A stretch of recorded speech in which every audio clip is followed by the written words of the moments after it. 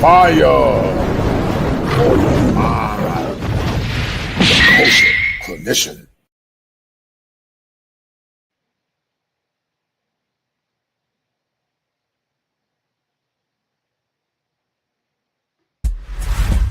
Hit that like button and share this stream if you're not a beta male.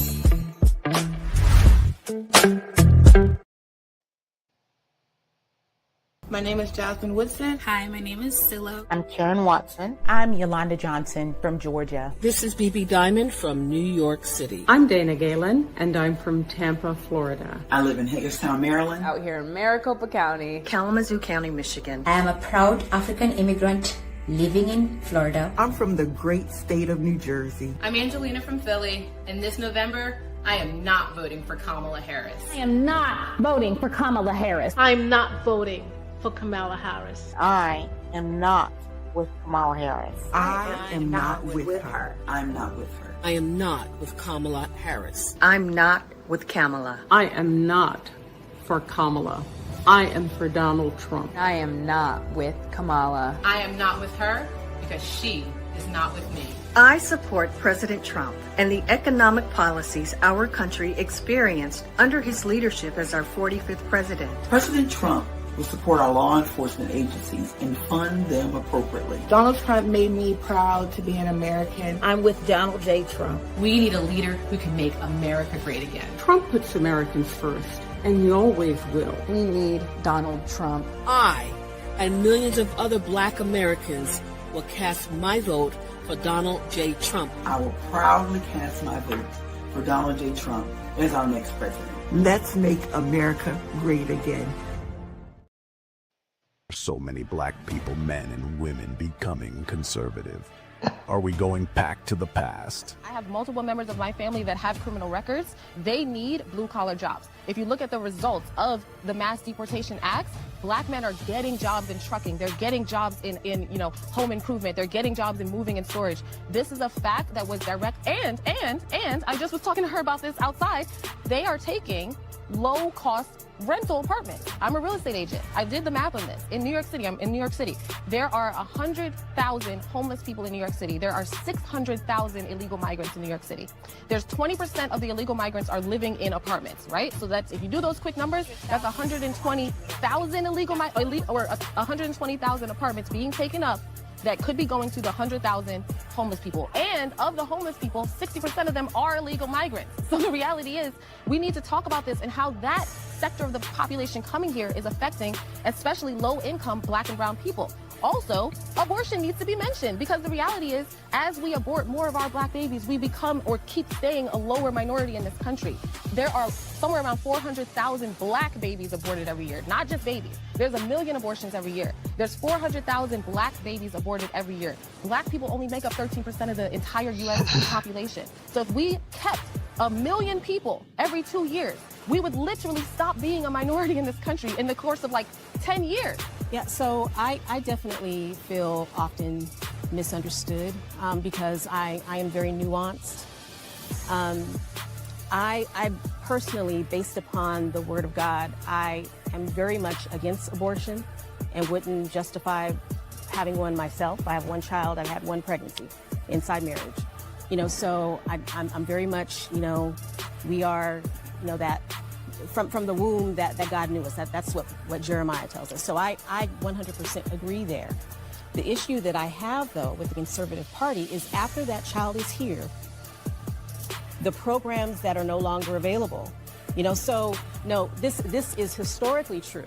And the difference between this current administration. What does pro-Black and conservative look like? Watch this until the end. Is that when I speak to people directly, a lot of Black people that think that they're Democrats are actually closeted conservative. For myself to the prompt of how we are perceived or received, I should say, one thing that I've noticed personally, as you like to say, like I talk to people directly, you said this. What I've noticed is that a lot of Black people immediately judge me because I say I'm a conservative. They assume that I'm anti-immigrant. They assume that I don't want, I want to be white.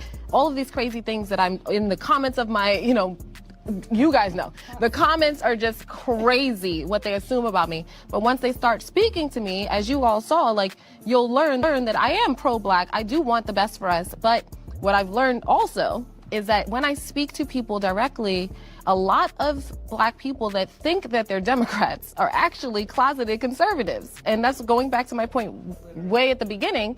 We have conservative values overall. We do love, family values, etc. And people are no longer comfortable having conversations. And I have to say that a lot of this is, in my opinion, because of the left being very, not just, cancel culture and almost violent sometimes to people when they say they're, hello, yeah. Yeah. There is a discomfort when it comes to having these conversations. So I'm really happy we've been able to do this. But as far as perception, I think that we would all agree that, people immediately assume things about us that probably just aren't true.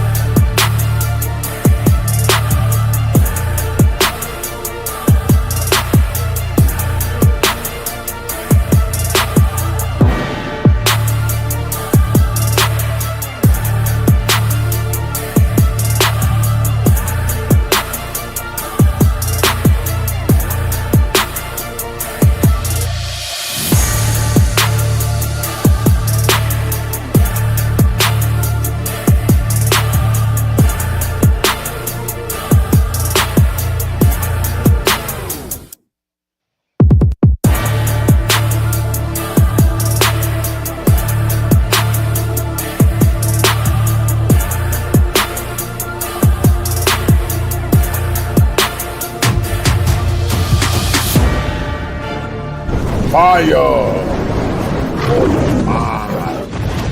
The Kosher Clinician. If it ain't seven, it ain't kosher. Heaven and hell, that's what they told you. Real men put the strap down and we can toss them. Young heads picking back up and young dolphins. This is our culture. Now we talking kosher. Clinician, masculinity issues, asking fathers who miss you, mama drama don't kiss you, all a part of the ritual, this is how they get you, separate the men, women clipping babies pretend to, damn, lovers, haters acting like vultures, if it ain't seven, it ain't kosher, if it ain't kosher, ain't right, gotta divorce us, if it ain't seven, it ain't kosher, if it ain't kosher, ain't right, gotta divorce us, if it ain't seven, it ain't kosher, if it ain't kosher, ain't right, gotta divorce us. This is Kosher Clinician. 7 wonders, the whole world gotta listen. This is Kosher Clinician. 7 wonders, the whole world gotta listen. This is Kosher Clinician. 7 wonders, the whole world gotta listen. This is Kosher Clinician. 7 wonders, the whole world gotta listen. Listen. All right, guys. Hold tight. Thank you guys for tapping in. I got a special guest, guys, in the house. all the way from the great state of New York by the name of Marion Richardson.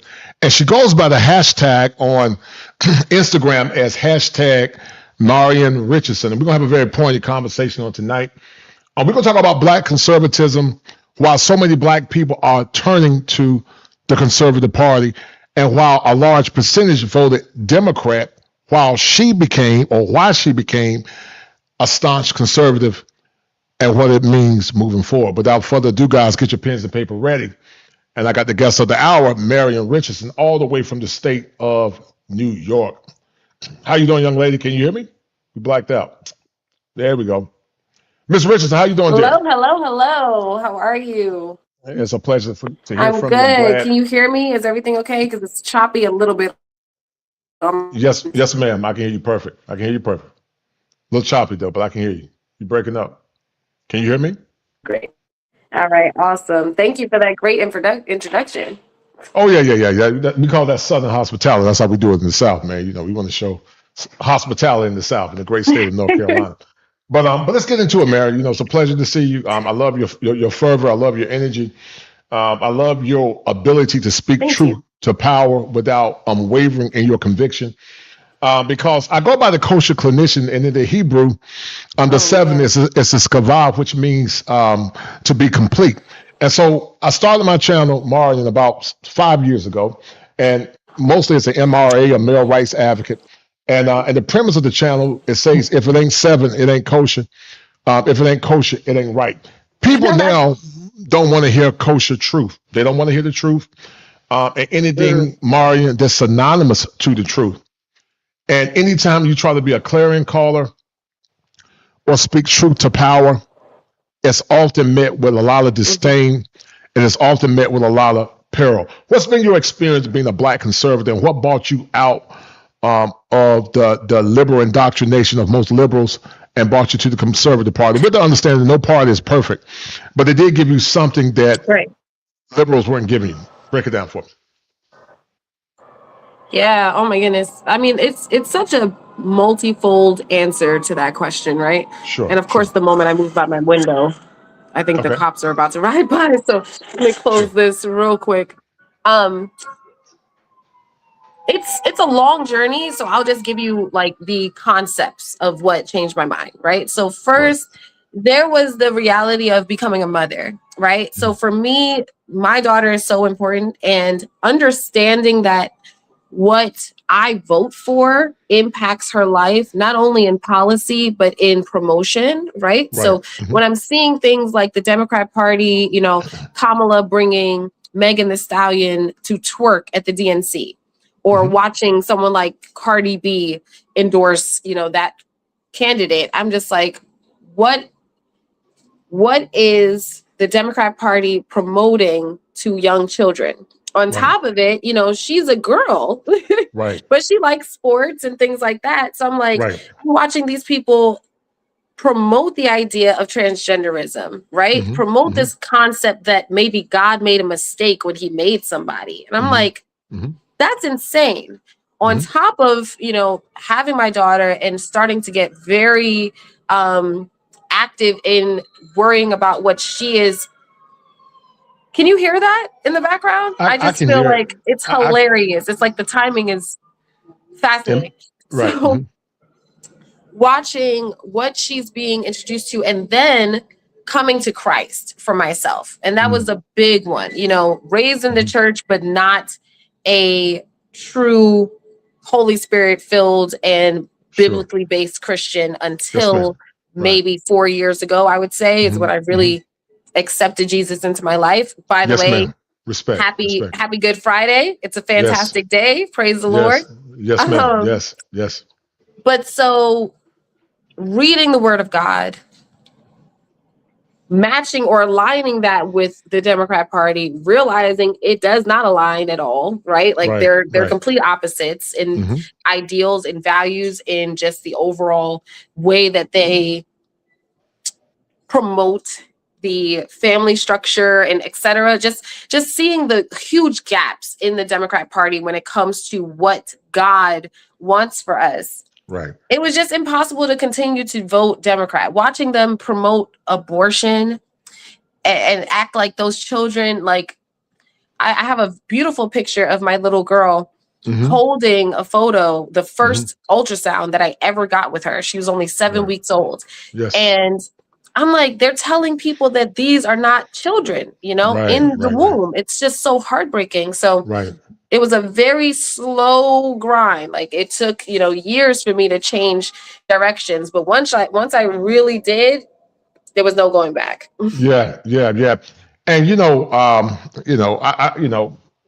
I call them libtards because as I told you, I don't feel no part of Mari can really encapsulate the meaning of being Black in America. I think some have policies that are more germane to the Black collective, but they definitely can't more or less relate to Black people. Because Black excellence, Marion, was predicated on conservatism. I'm not saying it was perfect, but it was predicated in conservatism. And there was a time, Marion, that Black folks didn't do the things that the liberal counterparts would do. We had a staunch belief in certain principles that sustained us through Jim Crow racism, pre-antebellum, post-antebellum slavery, and on up to now, on up to the 60s before the Lyndon B. Johnson administration. There was nothing greater than Black people and Black excellence. We were on the up climb. We were doing good. Exactly. We came out of Jim Crow racism. I remember a time, Mario, Black women didn't do what white women would do. That's not to denigrate white women, but they just had a level of decorum that was more superior than any other woman. And I've always said, Marion, that the Black American woman at one point, she was the greatest woman ever. There was no woman in my mind to compare it to the Black American woman. But something nefarious happened. She was brainwashed, she was hoodwinked, and she was convinced by the serpent. This liberalism that's been impacted upon Black women basically told them to rebel against the authority and the order of man. Yeah. And every time women get out of order and they become complicit in rebellion against God's divine law, chaos happens. The scripture said that rebellion is as witchcraft, and then idolatry is as stubbornness. And so you got a generation of women, Marion, that rebel against masculine leadership, and they place their feelings above objective truth. And because of that, now you got a generation of women that think just because they got a vagina that they gave to multiple men, somehow they're supposed to be special, and you're supposed to put them on a pedestal and give them the world and give them the same marriage that your grandmother had and your great grandmama and those women from the South. And those women are old, that not only were they God-fearing, but they respected their bodies, and they made themselves accommodable or palatable to traditional Black men that would die for them, love them, and put their lives on the line. Their husbands. They respected their husbands. It's such a weird thing to me now. I remember that debate that was happening a few years ago when women were like complaining, like, why do I need to fix a man a plate? If he's grown, he can fix. Like, do you even like him? Wow. Like, do you like this man or not? I don't understand. And I remember this actress, she's a rapper actress. Her name is Light Skin Keisha. And I just know of her because she was on that show Power, right? And she said, and I'm going to say this, I'm going to use like YouTube friendly languge, right? Because I don't want you to get dinged. But she was like, it's crazy that you guys will let a man, do X, Y, and Z to you and lay around in a bed with a man, but fixing him a plate is where you just are like stunned. You can't make it up. You can't listen. Women don't understand, Marion, that when they give a man their body, they are submitting to his phallus. They're submitting. The phallus actually symbolizes the scepter. The scepter is what kings use. You know what a scepter is, right? And so the king always uses a royal scepter. So every time she opened herself up to a man, she's submitting to his scepter, which is his phallus. And she's submitting to him. But somehow she think by showing the man kindness and cooking him a meal, and that was just something we did in Gen X, Mari. I know you millennial, but I'm Gen X strong. Gen X strong is how we get down. When music was music and everything was everything. like y'all had in the Boogie Down Bronx, but it was nothing For for a Brooklyn, woman. first of all. Oh, for Brooklyn, I'm sorry. Brooklyn, stand up. I love the BX. Okay, all right. I Brooklyn, love the stand up. Bronx. But I must make that very clear. Okay, no doubt. Respect. Brooklyn, stand up. All right, no doubt. But it was just normal, Marion, for women to in the 90s. I feel compelled. I'm so sorry. I just want to. It's not a big deal, but because you keep saying my name, I need you to know it's Marion. I just feel like I should have said that. Sorry. Yeah, it's okay. I'm sorry. I apologize. It's not a problem Marion. at all. I just feel like I should tell you. I feel like it would be disingenuous of me not to tell you. So Marion. Okay. Yes. Marion. Yes, sir. No worries. No worries. All right. Hold tight. Shout out to my man, St. James Palmer. He's actually from New York. For that $20 holler, for that $20 super chat. Shout out to my brother all the way from New York for the $20 holler. Thank you, brother.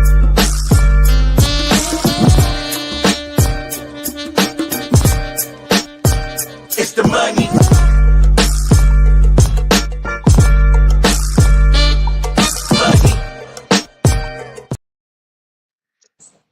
I don't think we're going back. Marion, did I say it right? Yes, sir. I don't think we're going back, Marion, to Black excellence in this lifetime. I'm not against wishful thinking. I'm not a nihilist, and I'm not against folks being hopeful. I'm not against that because I got kids just like you got.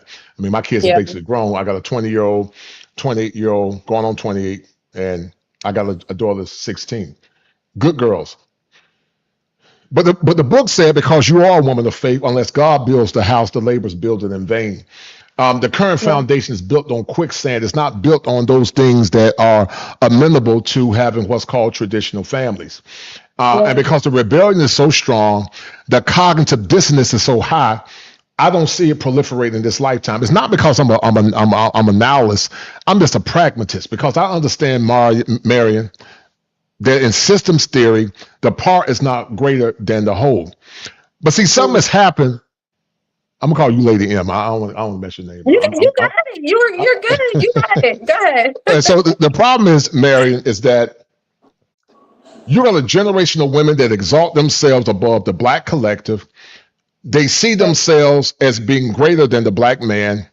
The DNC said they are the backbone of the Black community, which is a front to heteronormative Black traditional men that are going hard in the paint.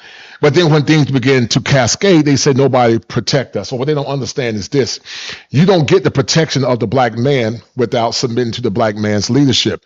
I'm really thinking about writing a book called No one protects hoes. You don't protect hoes. You want to be protected and you want to be a hoe, you got to get a pimp. That's who protects a hoe. Right. Let's be honest about it. If you want to be a hoe and you want protection, you have a pimp. You don't have a husband. There's a very different things. And hoes know how to obey somebody. In fact, if we want to really talk about it, hoes obey their pimps because their pimps will beat the brakes off of them if they don't obey. That's true. Right? You're telling the truth. And we have to talk about it. And the fact that you're so passionate about it speaks volumes, and you're not afraid to say what you believe in. What's been the biggest struggle, Marion, about being a clarion caller and speaking truth to power without impunity? What's been your biggest struggle? To be honest, I would say it's not really a struggle that is a political thing for me. It was really accepting that following Christ and doing it for real and taking him seriously would move the majority of the people that I cared about out of my life. Right. God has risen me up for this. When I thought back at it, I said, okay, so this is why I was always a little bit of a little weirdo at school, right? This is why I would say things and not realize that I was coming off offensive to people. People would say, well, why would you say that? It's like, no, I just told the truth. And I didn't realize that the truth is not something people are comfortable with, right? So they don't want the truth. They don't want the truth. And I had this moment, I'll never forget, I had this moment in high school where, I was like somewhat in with like the cool kids, the jocks and the cheerleaders, etc. Like I was like somewhat cool with them. One day we're like sitting down, we're having this like game thing that we were doing, and this one girl just kept skipping me. Like the game was going around and this girl just kept skipping, and I saw it happening. I let it happen 3 times, and then I just got up and walked away. Right. And I realized like that was truly such a defining moment for me, for my life, because ever since then, I am so okay with walking away. I am so completely fine with being like, you don't get me, you don't like me, that's cool. No problem. I'm going to stand on what I know is true.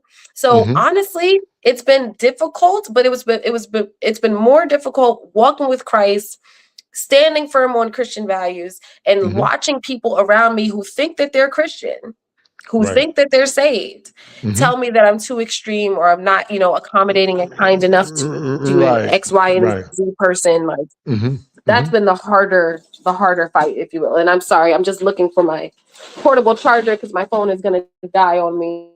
Oh, no, you're fine. I'm not careful, but go ahead. Yes, ma'am. Yeah, and so but to be honest, to answer your question, it's not that hard because I don't care what these people think. Right. And I think you got to get to a point because what you're saying is true, Marion. The fear of man brings a snare. And you don't really know who your friends are because they're going to rock with you regardless. Listen, I don't knock nobody for what they believe in. You believe what you want to believe in, but don't knock me for having a different worldview. I can have a conversation with people, and their worldview might be a little different than mine. Just like men's spaces. Men's spaces, we're not a monolith. We're men from different backgrounds, different worldviews, and different sectors, and different millennials. But at the same time, we can have a culture conversation where we look at commonalities and the things we don't agree with. We just go our separate ways, and we can still have civility and brotherhood. But we live in a world now, if you don't go along to get along, folks will truncate you and put you in corners. And one of the things I understand still fundamentally is this. I know you're a woman of faith. And in God's kingdom, God don't look at things based on color. He don't look at things based on race. He look at things based in righteousness. The master teacher said, "Who is my brother?" And then he said, "He that does the will of the Father, that's who my brother is." And so I don't get caught. Yeah, I don't get caught up, Mary, in skin hue and racialized idolatry, because I think the thing that's destroying Black excellence is racialized idolatry, where they tend to put skin color over God's objective truth. We understand that everybody's not of faith, but that's not the point. But there's this tribalism among Black folks or Black people from West African descent. They'll assume that just because your skin color is Black, you got to think the same way they think. And I don't think like anybody expects. I think the way I want to think, because I'm a free thinker. I always have been a free thinker, and I'm a die free thinker. You're not going to tell me what I'm going to think. I can have a conversation, but I'm going to think how I want to think, because I know what's right and I know what's wrong. And I understand now, after the last 8 years, the DNC has caused a lot of disruption in Black excellence. Some could argue that you got what's called rhino Republicans too, but I will argue that the policies of the Conservative Party are not as deleterious as the policies of libtards. That's maybe I shouldn't say that, but let me stop. But that's what I would say. How would you respond to that? Go ahead. Yeah, I completely agree. Personally, I think that I'm more intense. Like I'm full blown MAGA. I firmly believe that the Republican Party, the Democrat Party, or the Conservative Party is the right party for Black people. I think that conservative ideology and policy overall are more beneficial to Black people than most things that the Democrats have ever pushed. Let's be honest about it, because we don't need a bunch of government handouts. We don't. We need space to build ourselves back up again. We need beneficial tax reform so that we're not giving all of our money back to the government, so that we can actually take care of the next generation. Look at what Mandami is proposing here in New York. One of my videos, in fact, 50 Cent reposted my video for a second, because I was explaining to people, I'm like, you guys went and voted for a socialist, and he wants to raise your property taxes to 9.5%, and he wants to change the death tax so that instead of $7 million being the threshold to whether or not you pay this tax, he wants to lower it down to $750,000. I'm like, y'all think this is, you don't understand that that is Black and brown homeowners. That's my parents. That's most of the people that I grew up with. If you're from New York, your family home is definitely worth that. Even if you have a condo, you're probably sitting on at least $750K. So this man, what he wants to do is take half of your earnings, half of your generational wealth, the moment that your parents die. And I'm like, these are the socialist, democratic ideals or the policies that are pushed that sound lovely when they're up there smiling on their, little podiums, but they don't work. And there's a reason that the places that are least beneficial to Black people are also Democrat-run cities. Yeah, they're failing us. They're failing us. And I don't believe that it is a positive to look for government assistance as the way out or as, a baseline for what the Black community needs. What we need is the ability and the space to build for ourselves. We don't need a new father figure in the form of a government. There's a concept called Trump derangement syndrome, and we'll get to that in a minute. But you're correct. When you look at all these policies, the beliefs that were totally antithetical to Black excellence, and what white liberals did, they somehow convinced Black women that they were being oppressed by Black men. And I've always said, Mary, the Black men never had power to oppress Black women. We know at no time that we conspire with white oligarchs to create policies at the macro level that was more or less deleterious to the function of Black women. We were mused together in the fields of the South. I'm from North Carolina, the eastern part of North Carolina. We were mused together in Georgia, Mississippi, and South Carolina, and Alabama, and whatever, any place in the South, we were mused together. And what I find very offensive is when I hear some women say, well, we don't need Black men for survival now, so what else can you give us? So I would argue, what are you giving the Black man? You're not giving him chastity, you're not giving him virginity, you're not giving him wholesomeness, but you want the Black man to build a nation, but yet you don't submit to the leadership of the Black man. And so white liberals took Black people and stepped on the necks of Black folks to push their own agenda. They pushed all these agendas that were totally deleterious to Black excellence, because if you go back to Africa, Africans don't believe in a lot of this liberal nonsense. Our ancestors didn't believe in a lot of this nonsense, but somehow our women were hoodwinked. And they went to college and they got indoctrinated, and it's so messed up now to the point that by 2030, Marion, there are going to be a large percentage of women that are going to be single and childless, and we're going to talk about that soon on Hoflation in the coming apocalypse. We're going to talk about that in a minute, but I want to show you some. I got some montages that I put together, and because I hear so many people say one of the negatives that folks have towards the conservative party, it's not nuanced to it, is that we call it bootstrap bro pathology. Shout out to my man Dr. Thunder for coming up with that terminology. But it's pull yourself up by the bootstraps, and where that has some nuance to it, and while there's some truth to it, I would think it's highly erroneous to juxtapose that they're not systemic barriers, or they have not been systemic barriers. They have impacted Black people collectively. I'm not saying that you can't be successful. Don't get me wrong, because I did it. And I understand that some Black folks have a victimized mentality, but there have been barriers, and they still remain barriers that more or less impede progress. I don't think those barriers are as onerous as they were in the past, but they still present themselves. So here's the thing. Systemic people, a lot of conservatives say, well, there's no such thing as systemic racism. Well, that's nonsense. I'm 6'5", 6'6", dark skinned. Did I make it? Yes, I made it. But did I catch hell making it? Yeah. And still catching hell. I've been catching hell my whole life because I won't shut up. I don't know how to shut up. I got a big mouth, and I'm always in trouble because I stand up for what's true and stand up for what's right. And you're not gonna make me bow. So some conservatives, not all, say, well, pull yourself by the bootstraps and stop blaming the white man. And I understand there's some truth to that. I do believe the Black folks need to stop making everything about white people. I believe that. But to minimize and not say that they have not been, or there were never systemic barriers in place to impede black folks were mobilizing at the same rate as their white counterparts, to me, would be foolhardy. The diagram that I have here more or less symbolizes that. Systemic racism says, I'm going to give you an opportunity, but it's not an equal opportunity. And I'm not saying that that's stopping us from being successful. Now, I'm not saying that. But for us to not understand all the things that have been impacted towards black folks in the past, and in some part now still don't exist, would be foolhardy. I'm not saying it's all systemic. I think a lot of it now is self-inflicted. What would you say to that? Go ahead. I know I said a lot.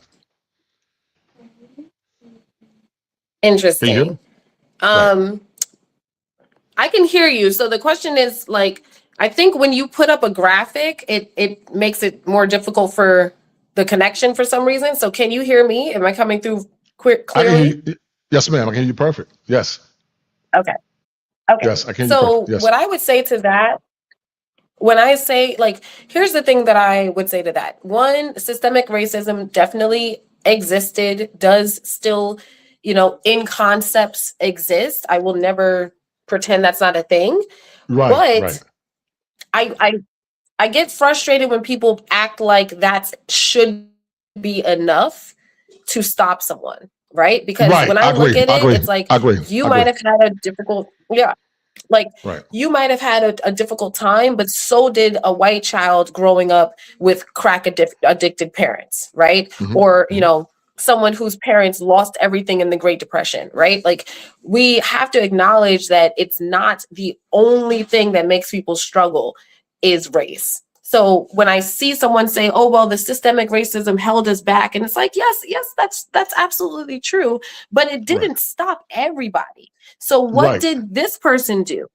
Right? What did this group do? How did this, and by this group, I'm talking about sectors of Black people. I'm not talking about other ethnicities. I don't care what the other ethnicities did. I'm talking about the fact that there's too many, in my opinion, there's too many successful Black people for us to keep saying that the Black community was by and large held back. What it was we did have more stumbling blocks, but some people figured out how to get over them. And more times than not, the reason they were able to get over them is because they held firm to two things: to God and to conservative values. Because they had a family that took care of them, because mom made sure that she was taking care of her kids, that she wasn't letting her kids be raised by the government, that, father stayed in that home more likely than not. We see these small things that make huge differences down the line to Black and brown children becoming successful down the line. And I just feel like, if once we start throwing around these terms of racism, systemic racism, whatever, it's like they're cop-outs.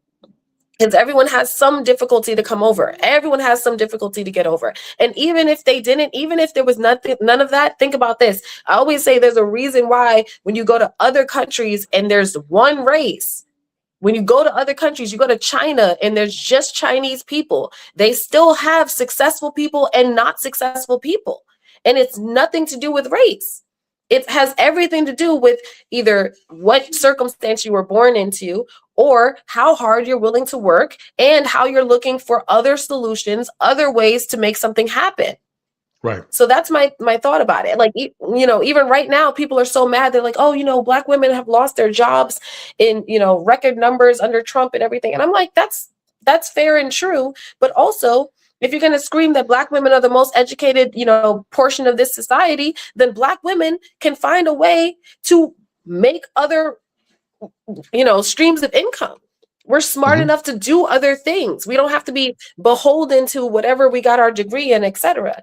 And we're smart enough to come up with our own companies. You can't fire. We wouldn't have had so many Black women losing jobs if Black women had started their own companies and hired each other. Shout out to my man Top Gun for that 5. He said, walking away, no reason to seek inclusion from a group of people that don't align with you, regardless of what you may think you have in common. I agree with that 100%. Because all skin folk ain't kin folk. So yeah, so I do agree with that. I don't. My point is, I feel like, and even though I have conservative values, it irritates me when people minimize the. Okay, let me be real clear what I'm saying. It irritates me when people sometimes minimize that systemic racism does exist. But I'm not one to say systemic racism is going to stop you from being successful. It might take you longer than your counterpart, and I don't think that's right, but it can be done because we did it in the past, and I think we should be able to do it now. But I think we're so discombobulated. I think it's greatly impeding us from getting the outcomes that we want for the most part. Let me show you. Hold tight. Let me play this. Hold tight. And so the whole premise, Marion, of systemic racism is that the opportunity presents itself for people of African descent. We overcame in spite of, but it brought forth a lot of stress, a lot of heartache, a lot of pain, and a lot of discontentment. And so I'm not one to say blame everything on the system, blame everything on the white man. I'm not one for that, because I'm a living testament that hard work and determination did get me to where I'm at. Only thing I'm saying is that it burns me up when people just act like it don't exist, it never existed, and they didn't have any role in to the issues that we have in our community now and how we see ourselves. That's my only issue with it. My man, the International Quiet Storm, said, Black men have no idea how much power they have by merely walking away and protecting their meat, money, energy, attention, and time. And so there's a large burgeoning movement.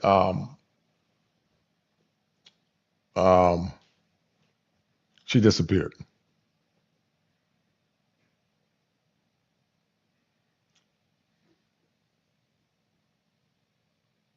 Hello, are you there?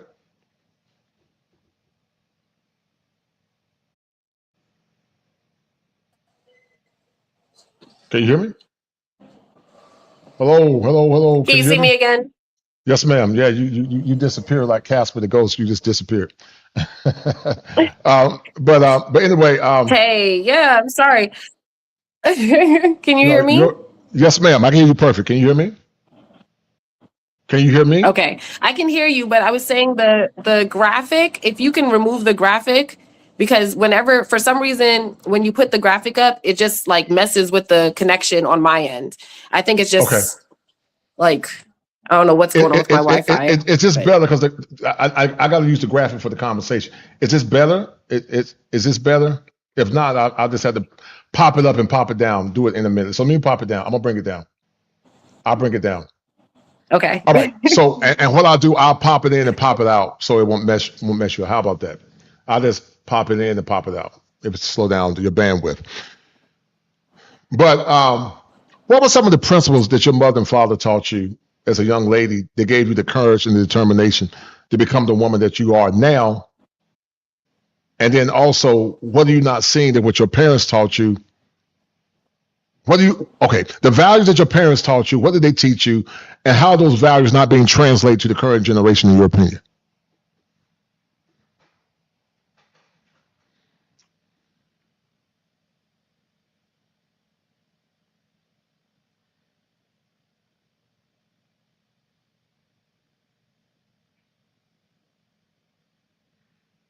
All right, she got a bad connection, guys. She got a bad connection. Hold tight. So anyway, okay, here we go. There you go. Go ahead, young lady. Can you hear me? Hello. Can you guys hear me? I'm so sorry. It's just my Wi-Fi. I just moved into a new apartment and I did not realize that my cell phone just is not getting the best Wi-Fi. So I do apologize, but hopefully you can hear me now. Yeah, I can hear you. You just fade in and out sometime. But anyway, did you hear what I said? I know you were fading out, but did you hear what I said? No, say it one more time. Man, come on, I'm old. My brain can't remember all that stuff I said. Let me stop. So based on what I was saying, what are the values that your parents have taught you?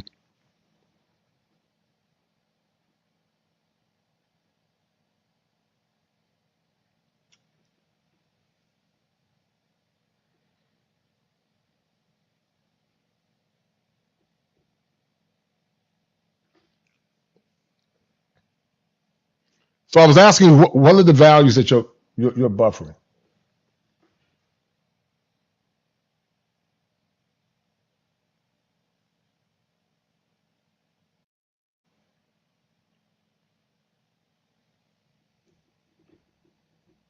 Lord. You're in the alternate universe. I am so Spider-Man. sorry. This is terrible. Yeah, Spider-Man in the alternate universe. We got 3 versions of you. But anyway, did you hear Can what I you hear said? me? I can hear you. Yes. Yes. Okay. I think we're decent right now. Go forward with what you were asking. I apologize. Like, I literally just moved in like 2 days ago and I never tried to stream from this apartment. So I apologize for that. No problem. No, it is what it is. No problem. So I was saying that what do you feel, what did your parents teach you that's not being conveyed to the current generation that we live in now, in your opinion? Oh my gosh. Well, I mean, that's a tough one. I gotta be honest with you. Like, I love my parents, but they're actually Democrats.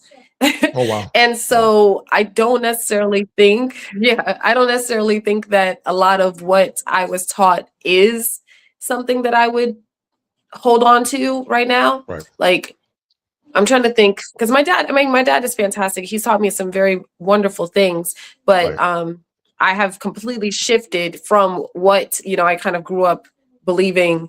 And I teach my daughter things that I think were probably more my grandparents' generation, Right.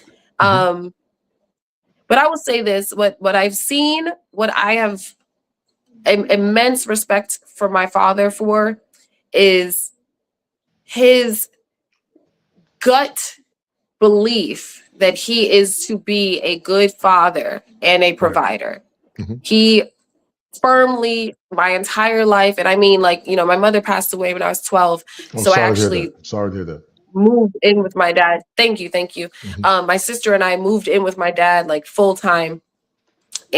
And even though, my stepmother was in my life for a very long time, but even though she was around, my dad was the one that woke up every morning and made us breakfast for, before school. My dad was the one at the PTA, not PTA, but the parent teacher meetings. My dad was the one making sure that the homework and everything was done. He just was always so very clear about the fact that being a father is extremely important. And, I thank God for him, because through him being the man that he is, not only do I know, the person that I want to raise my children. And I will say that my daughter, me and her dad are not together, but I'm very grateful to God that he is the person that I have a child with, because he loves this little girl, and he is a fantastic father to her. And there's something about having a father that helps you.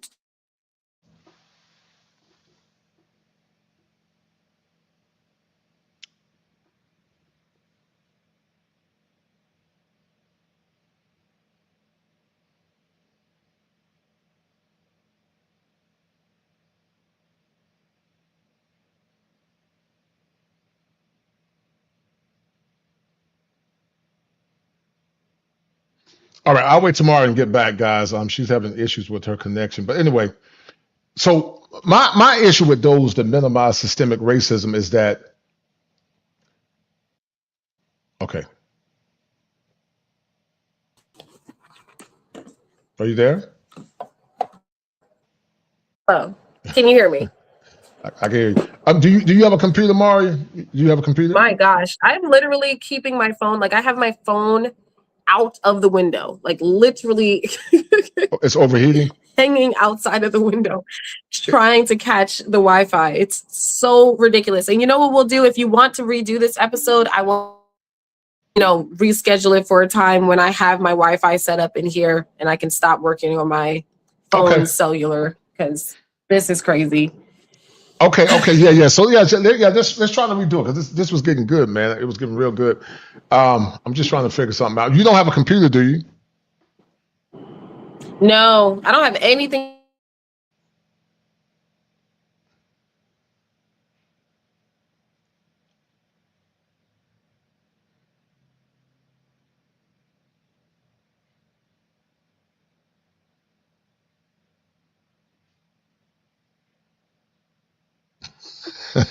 All right, guys. So I'm going to talk about even though I tend to have conservative values, one of the things that really irritates me. Okay, hold tight. Go ahead. It's terrible. I feel so bad. I'm so embarrassed. Like I truly am I hate this right now because it is just my phone is just like nope. No, you're fine. You were saying some good things about your dad. You said your dad instilled in you good values. Right. Go ahead. Yeah, just seeing that it's so important it is so important for a man to want to be a father. Right. And I know that he learned that from his father being a father, and also getting to see him and my stepmother have real love, a real, marriage where they both dote on each other, and watching it now in their older years.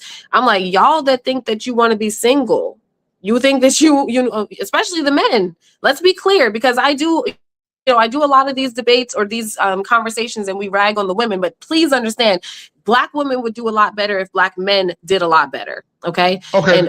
Educate me. What do you mean by that? Educate me. What do you mean by that? I mean, look at everything. When you talk to Black men, a lot of them choose to leave their kids. They're leaving these kids. It's no longer just, they're getting pushed out or the relationship is difficult, whatever. They are choosing to give up on their children. A lot of them are just straight up making kids that they don't have. Look at Nick Cannon. Nick Cannon made like 10 different kids all at once with the understanding that he was creating a bunch of single mother households, right? We see these men that are, lifted up in our society, and they have created perpetual single mother households. So we can't blame just the women. The women are not sleeping with themselves to make these kids. And I always say, as much as I will hold women accountable, I'm going to hold the men accountable, because I am never going to look at the parent that stayed and say you are the problem, right? Because a lot of these women are doing the very best. They're doing the very best that they can, or at least they're doing the very best that they've ever been taught to do. So when we look at the totality of what's going on, even when we look at things that are impacting the Black community, like drug use, it's like Black men are the ones selling the drugs. Let's be honest about that, right? They're the ones flooding our society, our community with these drugs that's damaging people. They're the ones that are, not in church. They're not in church. If we talk about the truth, Black men are not in church. That's why you got 7 Black women for every 1 Black man in church. So we need Black men will let their friend cheat on their wife. There's no accountability between Black men, in my opinion. Not I won't say none, but we need Black men, especially Black men like yourself and other Black men who are solid Black men, solid leaders, solid husbands, solid fathers. We need them to be teaching everybody. It's not even the next generation at this point. It's, we have old Black men who think that it's cute to be out here with no wife in their 50s and 60s. It's like, no. The damage is twofold. Yeah. So I respect you and I love your energy. But I'm gonna give you a little bit of pushback, because there's a lot of truth to what you said. There's a lot of truth to what you're saying, and you're correct. There is a conglomerate of Black men that are not taking care of their kids, but here's the problem with that analysis. A lot of times, Martin, there's a concept in the clinical that we call overgeneralization, where we take a percentage of Black men and encapsulate them as being part of the whole. Are there dial-up Black men that don't take care of their kids? Yes. Are Black men not in church like they should? Yes. I agree with you 100%. But the problem with that assessment many times, from what I've seen, is that we tend to talk about desirable Black men that Black women wanted, and invisible Black men that are average Black men, they had nothing to do with it. I would argue that 20% of Black men meet that criteria that you're talking about. But there's another percentage of Black men that are invisible because those women didn't want those Black men.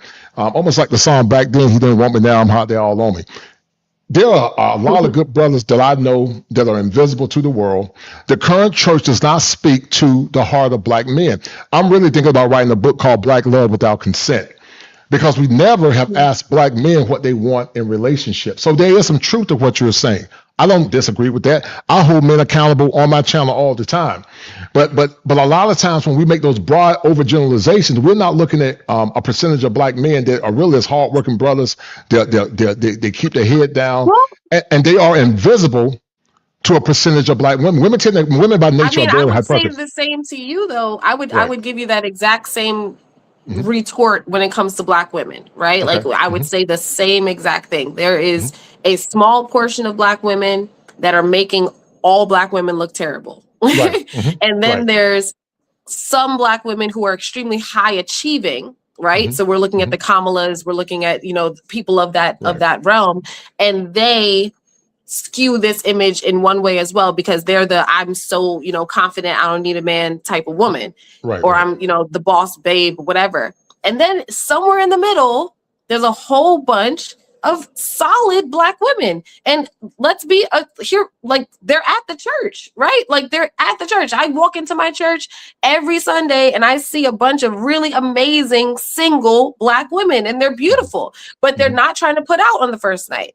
Or they're not, they're not trying to be outside, wearing nothing. They're not wearing the skimpy clothing. So we have to be realistic. And again, I will agree with you. I totally agree with you. And that's why I said my father's an amazing man. You're obviously a great guy. Like these, good men do exist. I just know that we need the image of black men in society to change. We need what we're presenting to the world, or what we uplift in front of the rest of the world, to change. Because now when people think of black man, one of the first things they're going to think of is like, Nick Cannon or 50 Cent or Lil Yachty or whatever these people are. And they're going, these are the images that come into your mind, or, some sports star or something that's done something crazy, or they're thinking of a criminal, or they're thinking of someone that's on drugs. And so the quiet people, as they exist on both sides, I want that to be what we uplift more within the society. I agree with you 100%. And so like my man Quiet Storm was saying, okay, he felt that was wrong because so according to the CDC, black fathers are more involved than any other fathers. Did you know that? I think that is a tricky statistic to prove. Okay. All right. I feel like who did you interview to get that information, right? Because I can say, like, as a single mother, when I look around at the women that I personally know, right? Like I know multiple women. We're not with our daughter, our kid's father, but the father is very much in the life. And then you have one woman with 4 different kids, with 4 different baby daddies, and none of them are in their lives. So it's like these here and there, you have these pockets, or you have one man with 7 kids and he's not in any of their lives. So it's very tricky because the overall numbers are very, very hard to nail down in that. But that said, I 100% know for a fact that black men get a bad rep with this whole daddy's not around type of thing. I don't think that that's fair. I know that that's not 100% the case, but I will say that if I look at the women that I grew up with, of the 6 of us,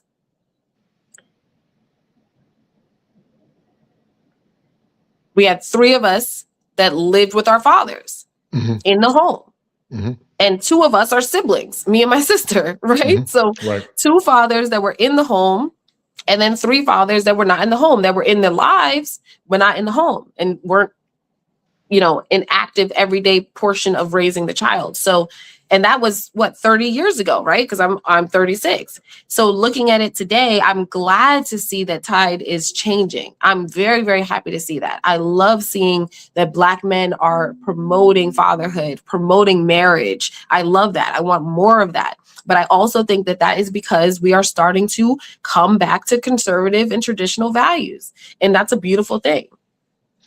Yeah. And listen, you're gonna laugh at this, Marion. I want to make sure I say your name right. But you're gonna laugh at it's okay.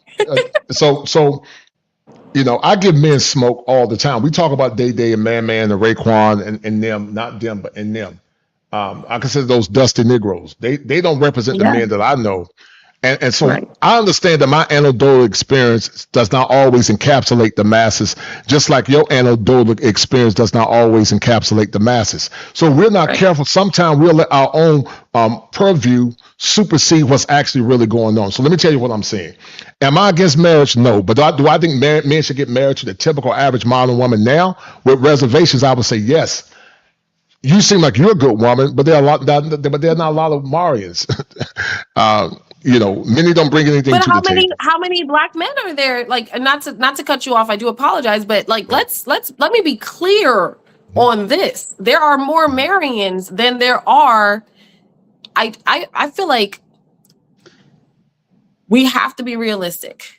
Okay. When we're talking about what's happening in our society, in our Black community, right? Like, so as you said, you're not sure if we're ever going to get back to Black excellence. Personally, I actually agree. And it's because I don't think that the Black community as a whole is going to last very much longer. Yes, I think that we are breeding out. The amount of Black people that I personally know that are married to white people is staggering. You understand?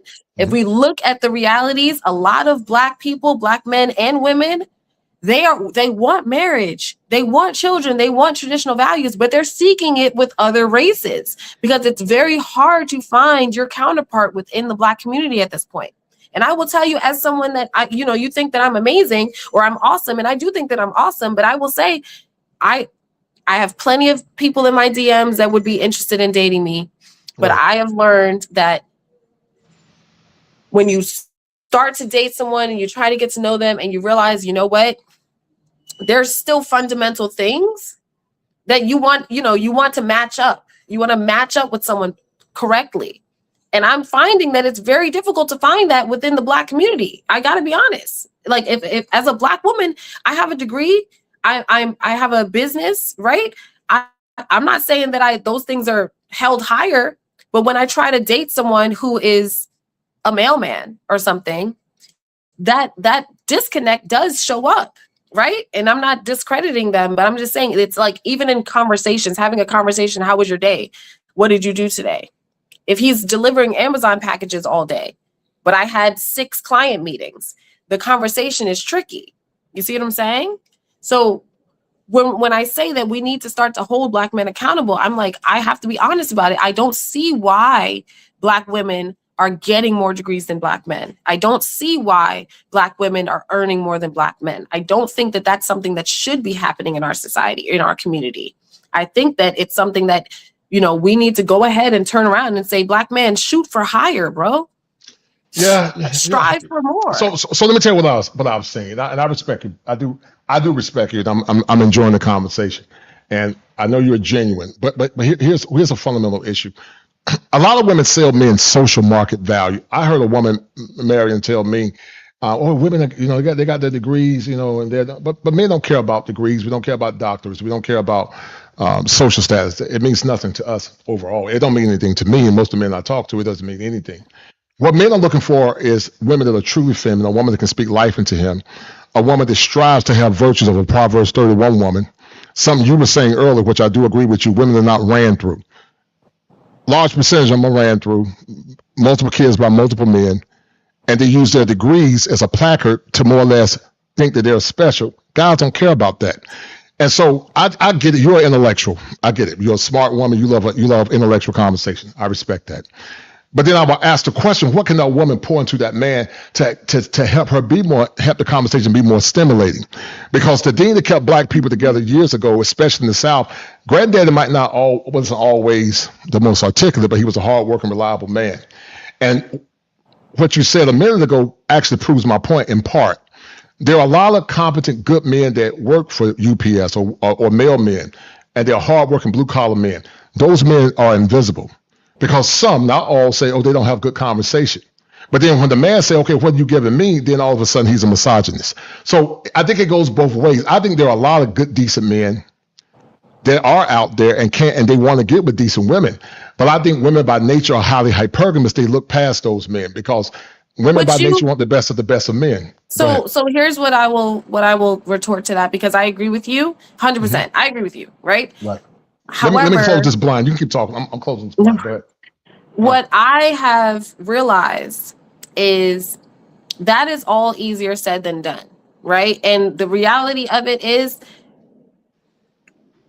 that person, the UPS guy, there's a receptionist that might be perfect for him. There's a kindergarten teacher that might be perfect for him, right? Those men tend to keep shooting for higher and higher up. And then when you try to have these conversations, these honest, let's be clear, the man is supposed to be the leader of the household, the leader. So you can't lead someone if you're not at least attempting to be, in a leadership position, right? So again, it doesn't necessarily mean that you have a higher functioning job. It means, like, are you reading? Right? Like, do you spend time working on yourself? Do you spend time, feeding, learning, gaining wisdom? What are you doing in your life? Are you just working for UPS and then coming home and going back and doing it again the next day? And that's okay. If that's your life, that's okay. There's no judgment in that. That is okay. But what I have found is that, and I am a special case because I am intelligent. I am, high achieving, but I also do firmly believe in conservative and traditional values. I know how to cook. I prefer to clean. Like I respect men highly. I deeply respect them. I hate when I see women disrespect their man, especially out in public. I firmly believe that you don't argue with your man. You don't tell him what you're going to do and etc. You let that man lead. Right. But is he capable of leading? Is he submitted to Christ, first of all? Because if you're submitted to Christ, then Christ says, work on yourself. Christ says, seek wisdom. Those who ask for wisdom, it shall be given unto them. Do you go to UPS and then come home and spend your time on a game? Right? Are you sitting here on, come on. I got the smile out of you because you know I'm right. You're sitting there, they're on this game. Yo, half of these men are smoking weed every day. Let's be clear. Right. So this is listen. My point is what I find, and if I'll just finish with this. I completely agree with you because what happens is this: it's a two-way street, right? We have the men who look at the single mom of two and they don't want anything to do with her because they just decide that she's beneath them. And then we have the woman who might be a single mom of two looking at the UPS worker saying, like, no, that's beneath me. When in reality, those two are aligned. Those two should be figuring how do I make this work with this person? It's when people keep shooting outside of their level, if you will. And I'm being honest with you, like, shooting outside. If I went through my DMs right now and I showed you the caliber of man. I believe you. No, I say that with respect. I love my fans. I really, really do. But it's also like, what can I realistically receive from someone if I am not careful to the point where I don't want to be your entire life? I don't want to be the best thing that is going on in your life. Right? Like, we have to be realistic about that. We're supposed to complement each other, not one of us completely hold the other up. And if it's going to be like that, then it's supposed to be the man because he is the leader and provider. So he is, if it's gonna be one of us is just propping up the other, or not propping up, but one of us is a help meet, that's supposed to be me. But I can't be a help meet to someone that doesn't have at least similar, if not higher goals than I do. And that's okay. This is the reality of the difficulties of dating as a high achieving person. So I've accepted it. Right. So let me go back. Let me go back and analyze that because I'm very analytical like you. And sure, I love the conversation. I love the conversation. I love the conversation because you and I having this kosher conversation is good. I'm not pretentious. I don't mind you giving me pushback, but I'm going to give you pushback as well. That's part of being genuine. I will argue to the different Marion, that the man that's a UPS worker with no kids getting with the woman that got 2 kids, I think that's beneath him. And I'm going to tell you why. What men got years ago, my dad worked in a paper mill. My dad is 82 years old. I lost my mom last year. My mom had a heart attack. It destroyed me. But guess what my dad? Yeah, thank you, ma'am. But guess what my dad got back then? Mary. My dad got a virgin, wife ready, no kids. That's what my dad got. You got chicks now. I would argue that black men have very low standards because that same black man with a job at UPS, when I travel abroad, he can get an 8. That's going to love him, respect him, honor him, and the dirty word that modern women don't like, obey him. The problem with modern women, I promise you. I promise you. Listen. Do you know what an 8 is? Give me the celebrity equivalent. Give me the celebrity equivalent. I'm about listen.